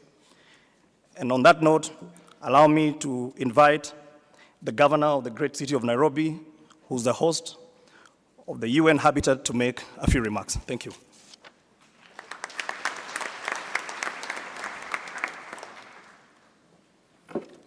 Your Excellency, the President of the Republic of Kenya, Honorable Uhuru Muigai Kenyatta, UN Habitat Executive Director, Maimuna Sharif, fellow governors, cabinet secretaries, distinguished guests, ladies and gentlemen. It is with great pleasure that I welcome you to Nairobi for this year's World Habitat Day. On this day, we are all called upon to reflect on the state of our cities and towns, together with the basic human right to adequate shelter. Nairobi, as the capital city of Kenya, has grown in leaps and bounds over the past several decades. This growth has been accompanied by many challenges, including access to decent housing, access to water and sanitation, solid waste management, as well as maintenance of roads and other infrastructure. As you may all be aware, the government of Kenya has listed access to affordable housing among the government's Big Four agenda. This has brought the necessary attention to this sector and the need to facilitate many more families to own their homes.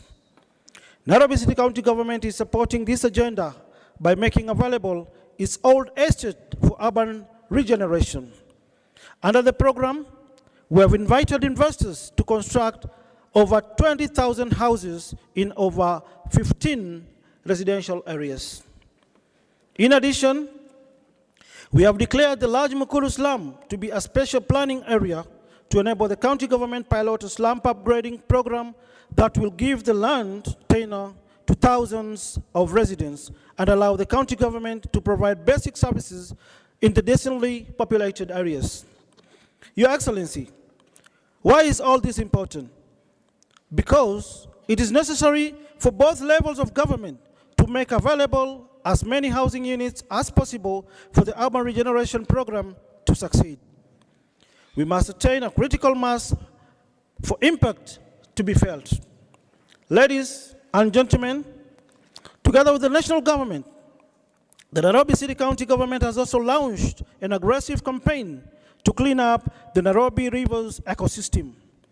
The program, which such initiatives in the past has been lack of sustainability, this time we are determined to ensure the Nairobi rivers remain clean.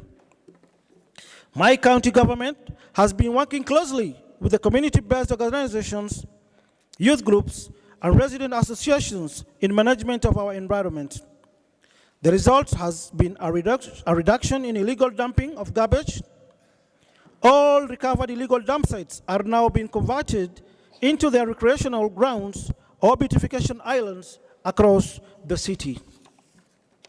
For the last 3 months, the Nairobi City County government has been conducting a monthly cleanup day every first Saturday of the month.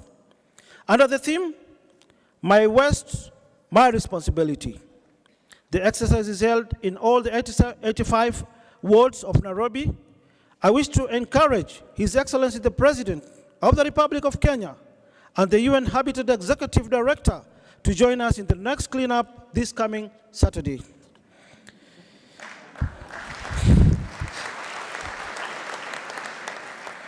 UN Habitat has been a valuable player.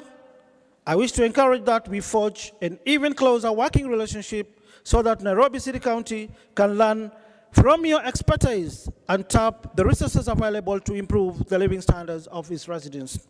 With those few remarks, I thank you all for your attention. Thank you very much. May God bless you all.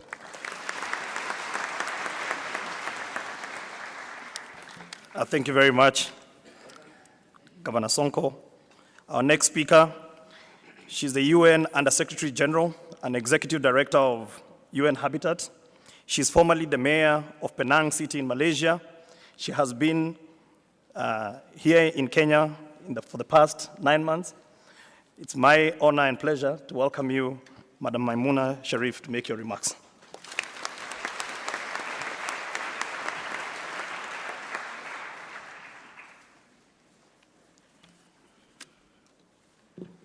Thank you very much, my friends. Your Excellency, President Uhuru Kenyatta of the Republic of Kenya, distinguished ministers, excellencies, distinguished guests, our UN families, friends, ladies and gentlemen. Karibuni sana to the World Habitat Day 2018. Habari ya asubuhi. I'm very delighted and very excited to observe today with all of you my first World Habitat Day as an UN Habitat Executive Director. Likewise, for the UN Habitat new Deputy Executive Director, Mr. Kisop, who is reporting for duty on this very day. I also would like to express my sincere appreciation to all of you for joining us and the UN family on this special day, and a big thank you to the President Uhuru Kenyatta for coming together with us this morning. Thank you, sir. Before I proceed with my remarks, I would like to express my sincere condolences to the Republic of Indonesia following the earthquake and subsequent tsunami, which has hit on his island of Sulawesi, incurring hundreds of casualties. Excellencies, colleagues, ladies and gentlemen, the theme of the World Habitat Day this year is Municipal Solid Waste Management is very, very close to my heart in the quest to make cities cleaner, greener, and happier place to stay. This is also an important priority to UN Habitat, which has the mandate and expertise to support cities and human settlement to develop sustainably and to enhance their capacity to effectively tackle their individual solid waste management challenges. Prioritizing solid waste management is a must. In Quito, the world committed to do this exactly to promote environmentally sound waste management practices by reducing, reusing, and recycling waste, minimizing landfills, and converting waste to energy. This is also a must if we are to achieve and localize Sustainable Development Goal 11, the goal on cities, and more especially Indicator 11.6, which notes that we must pay special attention to air quality and municipal and other waste management. Every year, we dispose 2 billion tons of waste. This is almost 1 kilogram of waste per person per day. Each of us play a role in generating this waste, which also means that each of us can play a fundamental role in reducing and rethinking the way we consume and dispose our individual waste. Simple measures go a long way. Instead of using disposable plastic items such as your daily coffee cup, bottle of water, plastic cutlery, and plates, use a sustainable alternative. But then bring our mug to the office so that we don't have to use the plastic or even the paper cup. I am very encouraged that the United Nations office at Nairobi has taken steps to promote exactly this. We must lead by example and walk our talk. It is timely and fitting that the global observance of World Habitat Day takes place here at our headquarters, our home, at the UN office in Nairobi, Republic of Kenya. I am very grateful to the government of Republic of Kenya for agreeing to host this year's global celebration. The strong cooperation in organizing and ensuring the success of this event is very much appreciated. I also acknowledge the effort of countries and entities that are holding events today around the world. Please allow me to commend the national and county government of the Republic of Kenya for the initiative being taken by the municipalities countrywide in cleaning up their cities. A few weeks ago, a World Cleanup Day in 2018, I joined county and government officials in cleaning up the beaches in beautiful Mombasa on the Kenyan coast. Following the discussion on that day, UN Habitat looks forward to working together with the county governments in addressing their municipal waste and also the challenges, including integrating waste pickers in the waste collection system who provide a key service in unhealthy and dangerous conditions. We also promise to work together with Nairobi, Mombasa, and Kisumu. Excellencies, colleagues, ladies and gentlemen, I would like to share with you a few ideas on ways I think we can collectively address waste management. First, tackling our waste management challenges requires imagination and innovation. So during my time as a mayor in Penang, I introduced the idea of rethinking of waste management to complement the 3R of reducing, reusing, and recycling. So instead of allowing waste to a simple waste, a different approach of concept of waste was introduced. Through this shift in mindset and practice, our rate of recycling increased and reduced waste ending in the landfill and the cost borne by the citizen. Second, leading by example. We are here, should lead by example, and change start from individual. Educating our children and ensuring the school curricula fully embrace reduce, reuse, recycle approach is very fundamental. Third, working with the private sector on how they can buy back recycled products which can be transformed into new items at home, the fashion industry, building construction material, food industry, and so on. And fourth is holding city administration accountable to play the role of enabling and facilitating waste management behavior change. This is very, very important. Excellencies, With the support of Germany, Japan, Italy, UN Habitat is collaborating with cities worldwide on innovative ways to address waste management, from technical experts on the low-carbon energy, mobility and waste management implementation to the African Clean Cities platform, which enables a knowledge-sharing platform and investment platform and data collection across Africa.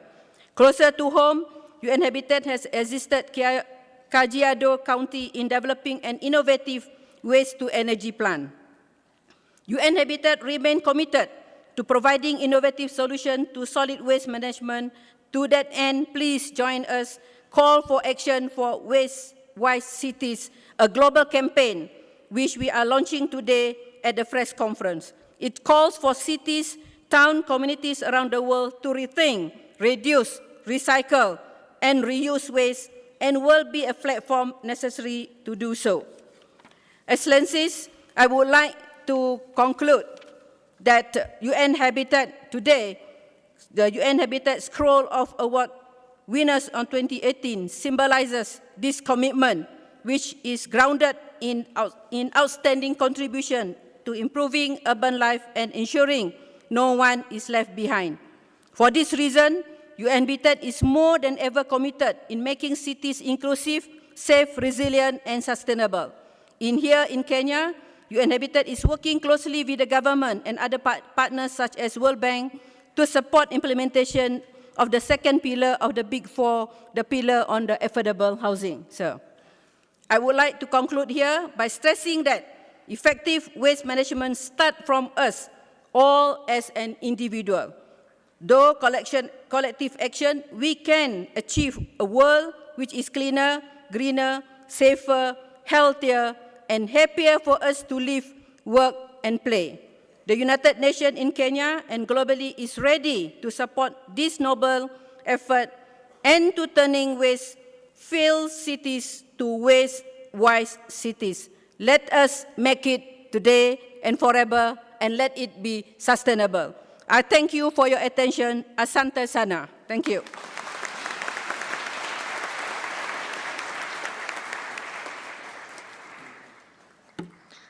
Thank you so much.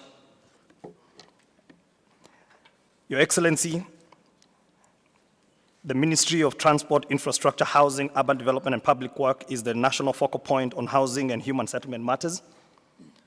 It therefore gives me great pleasure to invite our Cabinet Secretary, Mr. James Macharia, to make his remarks. Thank you.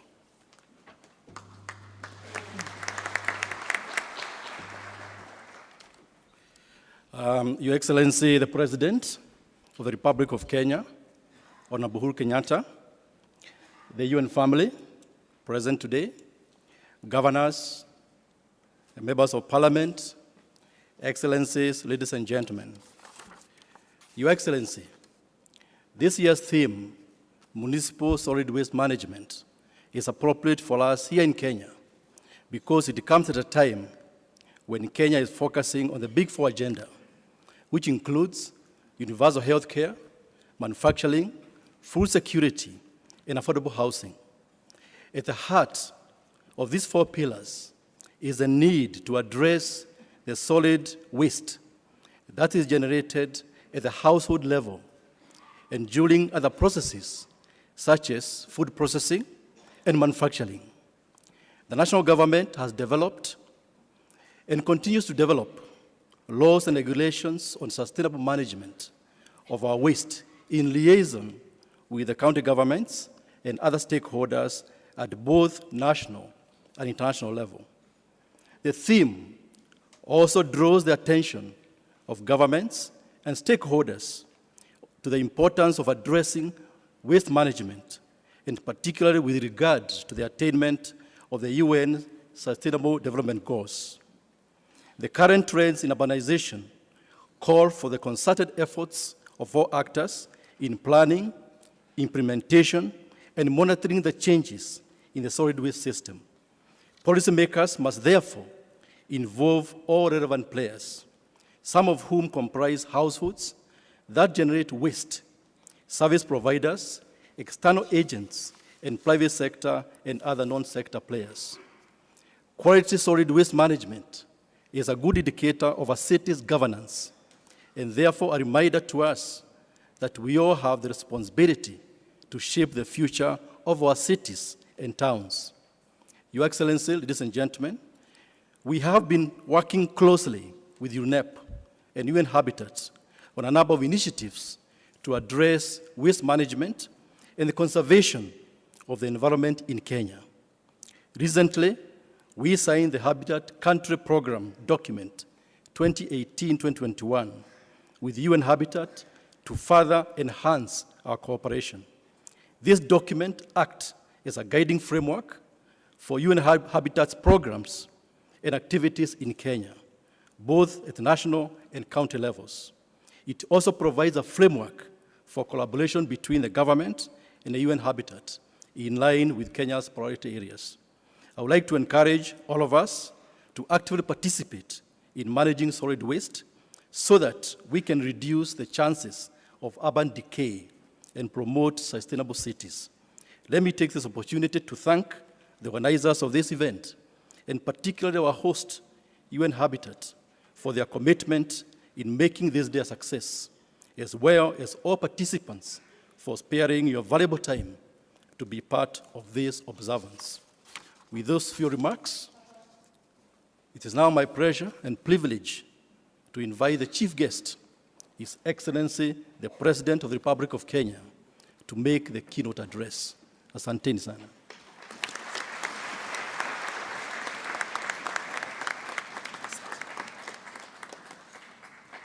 Thank you very much. I appreciate it. Thank you.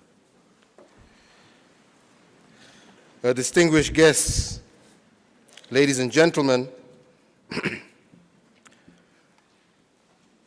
before I proceed with my remarks, let me join the Undersecretary, first and foremost, to express on my own behalf, on behalf of our government and the people of Kenya, our sincere condolences to our visitors from Indonesia. For as we all know, a few days ago, an earthquake and a tsunami struck Sulawesi, and many lives have been lost. But Indonesia has shown its strength and resilience.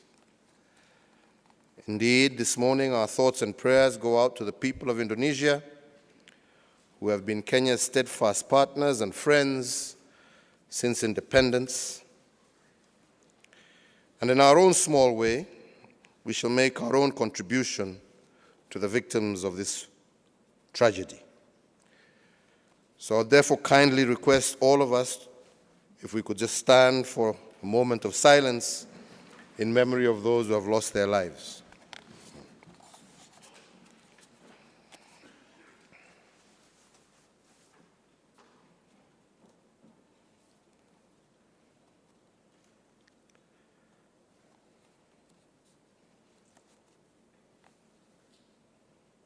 Thank you very much.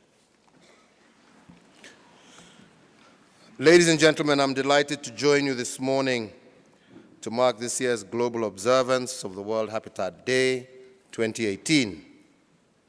We, as a country, appreciate the honor once again to co-host this event after a lapse of some many years. To all our distinguished guests, let me say, Karibu Nairobi, Karibu Kenya. Let me also take this early opportunity to underscore that we indeed feel proud of co-hosting this event with our brothers and sisters from Indonesia, represented here by, among others, the Mayor of Surabaya. Madam Mayor, we are delighted to have you with us.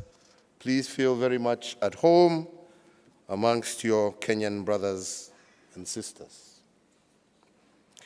Ladies and gentlemen, it is important that we appreciate the tireless work that Habitat and indeed UNEP do to help us all meet the challenges of development. We in Kenya are proud to be their hosts. I also take this early opportunity to congratulate you Madam Maimuna Sharif, for your appointment as Under-Secretary and Executive Director of UN Habitat. I assure you that my administration will render its support to you so that you can succeed in performing your duties, and in particular, that of the United Nations Human Settlement Program. Ladies and gentlemen, the subject matter we gather to deliberate on indeed deserves our urgent attention. Today, the world's population half the world's population lives in cities. And by 2030, 706 towns and cities will have over 1 million people each. Neither Africa, and indeed Kenya, have been or will be spared that growth. And we expect that by 2030, 40% of Africa's population will be living in towns and cities. For our country, Kenya, that urban population is already at 30% and growing. These trends in urbanization, coupled with changes in consumption, have left us a problem that will only grow more pressing, and that is the problem of solid waste. I am informed that across the world, municipal solid waste currently exceeds 2 billion tons a year. But it isn't the sheer amount of waste that is troubling, though it is impressive enough. The composition of the waste, its disposal, and the threat it poses to the health of our people and their environment ought to trouble us more. There is no doubt at all the problem is enormous and growing, and this is a problem we must share. We therefore need to work together to find innovative as well as sustainable solutions. I believe, therefore, that this year's Municipal Solid Waste Management theme is timely. Solid waste management poses one of the greatest challenges of our time in a rapidly urbanizing world, and we must take urgent action. I equally believe each one of us has a role to play in ensuring sustainability, clean environments, habitable cities and communities where all of us can thrive. We are lucky to have a number of international agreements which will provide useful guidelines as we walk this journey. The 11th Sustainable Development Goal asks us to make cities inclusive, safe, resilient, and sustainable. It is complemented by the 5th target of the 12th goal, which asks us to substantially reduce waste generation through prevention, reduction, recycling, and reuse by 2030. We also have with us the new urban agenda adopted barely 2 years ago in Quito, which sets out new standards for cities. It asks, in relevant part, that we promote environmentally sound waste management and that we cut waste by reusing, recycling, or converting it to energy wherever we can. The goals are clear, and as Madam Under-Secretary you have stated, now is the time to act. Let me just mention a little bit about the work that we're doing here in Kenya, in the hope that it will be useful to others who find themselves in a similar situation. After extensive consultation, my administration put together the National Environmental Policy in 2014.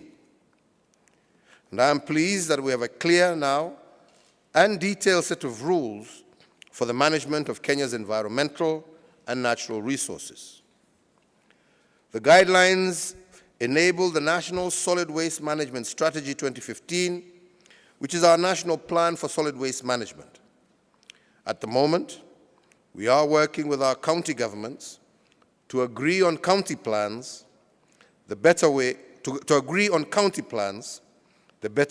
achieve our national goals. Ladies and gentlemen, it would not be right for me to discuss solid waste management without touching on my administration's Big Four agenda, which focuses on universal health, food security, manufacturing, and affordable housing. In essence, this agenda targets households, families, decent jobs, adequate food supplies, as well as decent housing, which translates to better health for our citizens. Our affordable housing agenda is a comprehensive program targeting delivery of 500,000 housing units by 2022. It will involve installation of infrastructure and sanitary facilities, including management of solid waste, especially at the household level. Indeed, it is my conviction that our goal is attainable, and I call upon the UN Habitat to provide expertise and advice, not only to Kenya, but to other member states, so as to ensure the principles of housing affordability and adequacy are upheld on projects we implement. Our goal is attainable, and we will reach it even faster if friends and partners in Habitat share the deep fund of expertise and experience that they have accumulated over the years. That way, ladies and gentlemen, we can be sure that the principles of housing affordability and adequacy will be upheld. How confident should we be that policy change can turn deep-rooted habits? In Kenya, my administration banned the use of carrier plastic bags, a ban that took effect in August of last year. The ban was preceded by quite a successful public campaign, which won public approval, and Kenyans made it clear that they wanted the ban because they understood just how much damage plastics have done to our environment. Since the ban, which has stuck, we can report a remarkable improvement in our environment, and we owe that achievement to the people of Kenya who showed up for their environment. It has also resulted in jobs being created using alternative and much more friendly material. The lesson here, as elsewhere, is that bold policy can change environmental habits, and quickly. Since these interventions work best when they begin small, a number of our county governments, such as Nakuru, Kitui, and Marsabit, have obeyed the injunction and are executing programs aimed at managing the waste generated in their respective towns. I am particularly pleased to note the ongoing solid waste project in Kisii County, which is supported by UN Habitat.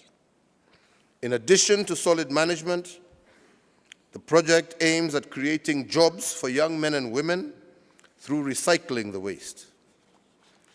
I also wish to commend the Nairobi County for spearheading and sustaining a monthly cleanup exercise in various parts of our capital, and for initiating a biodigestion project for the youth by using waste to generate gas. And Sonko, I'll join you on Sunday. I don't know whether Madam will be available. We can go, it's okay.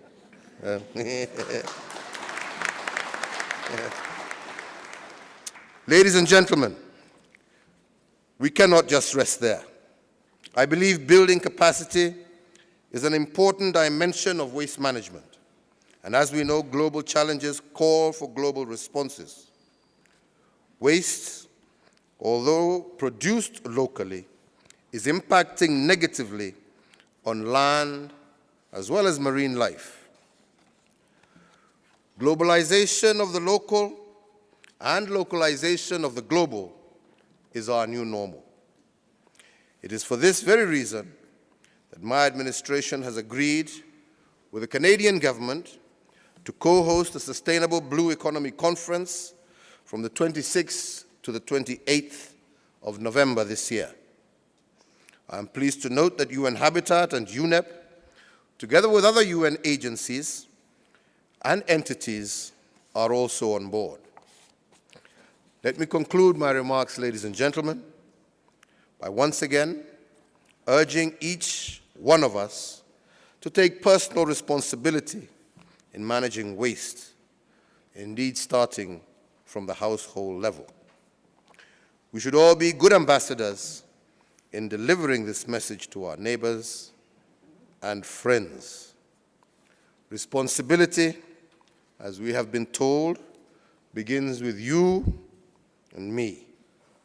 And once upscaled, it results in a positive impact in our immediate environment and eventually in our lives and our cities. I once again commend Madam Maimuna Mohad Sharif, Under-Secretary, for the vigor you have brought to the organization since you took up office in January of this year.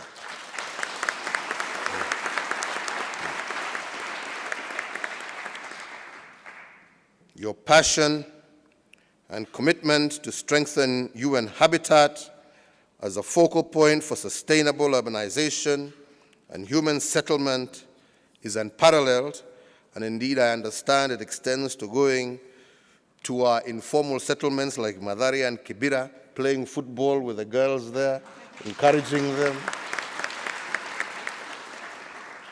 So this, we are thankful. I assure you of Kenya's support and urge all member countries to support you, in particular on the reforms that you are undertaking to reposition this organization. With these few remarks, I wish you all well in the remaining activities of the day and in your endeavors as we continue to observe this important day. I thank you, and may God bless you all. Thank you very much.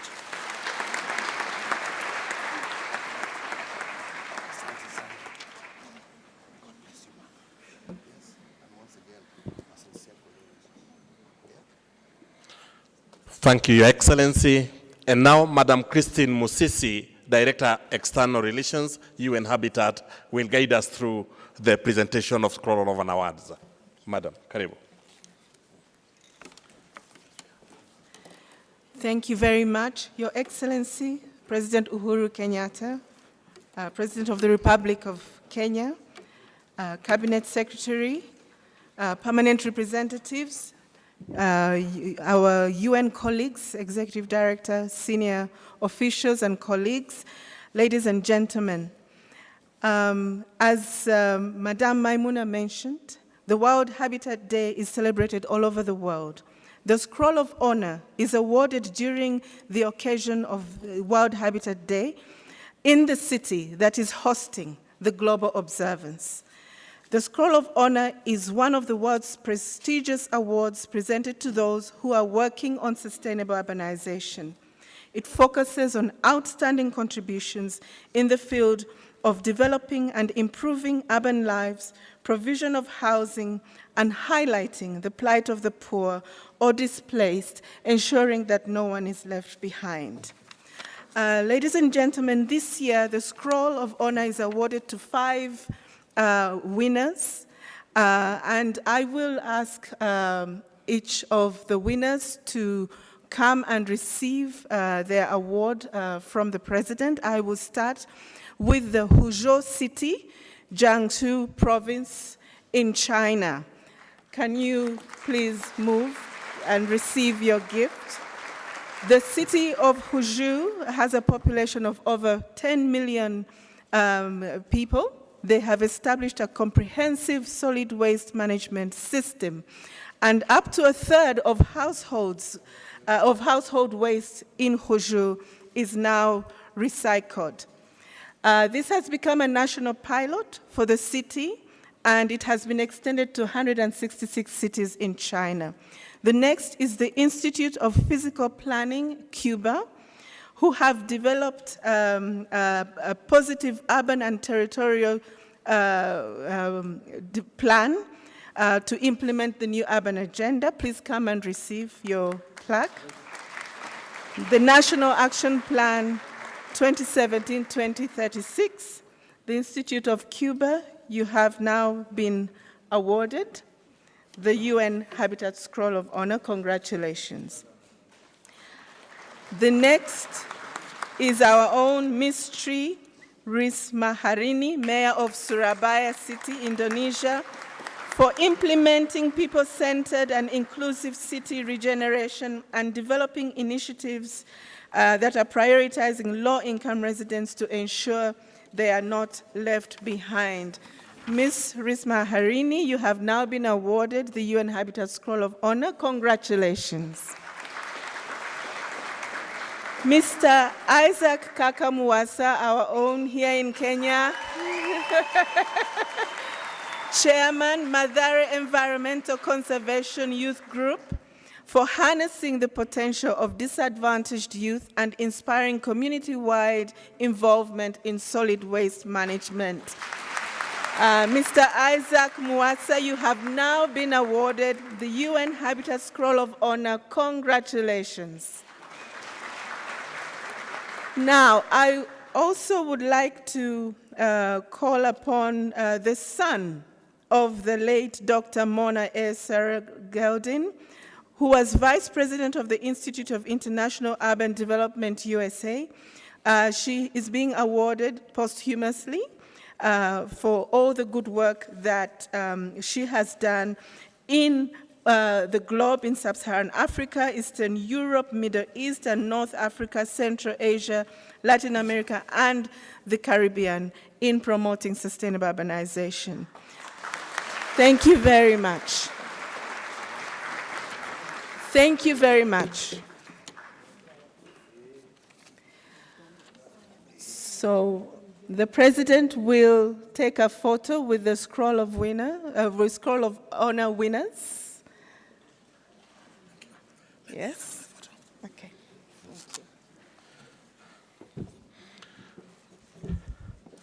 Thank you very much, Your Excellency. And after this photo, we will request that we be upstanding as His Excellency leaves at his pleasure, and request the people we announce that we have one photo with His Excellency at the entrance, at the staircase.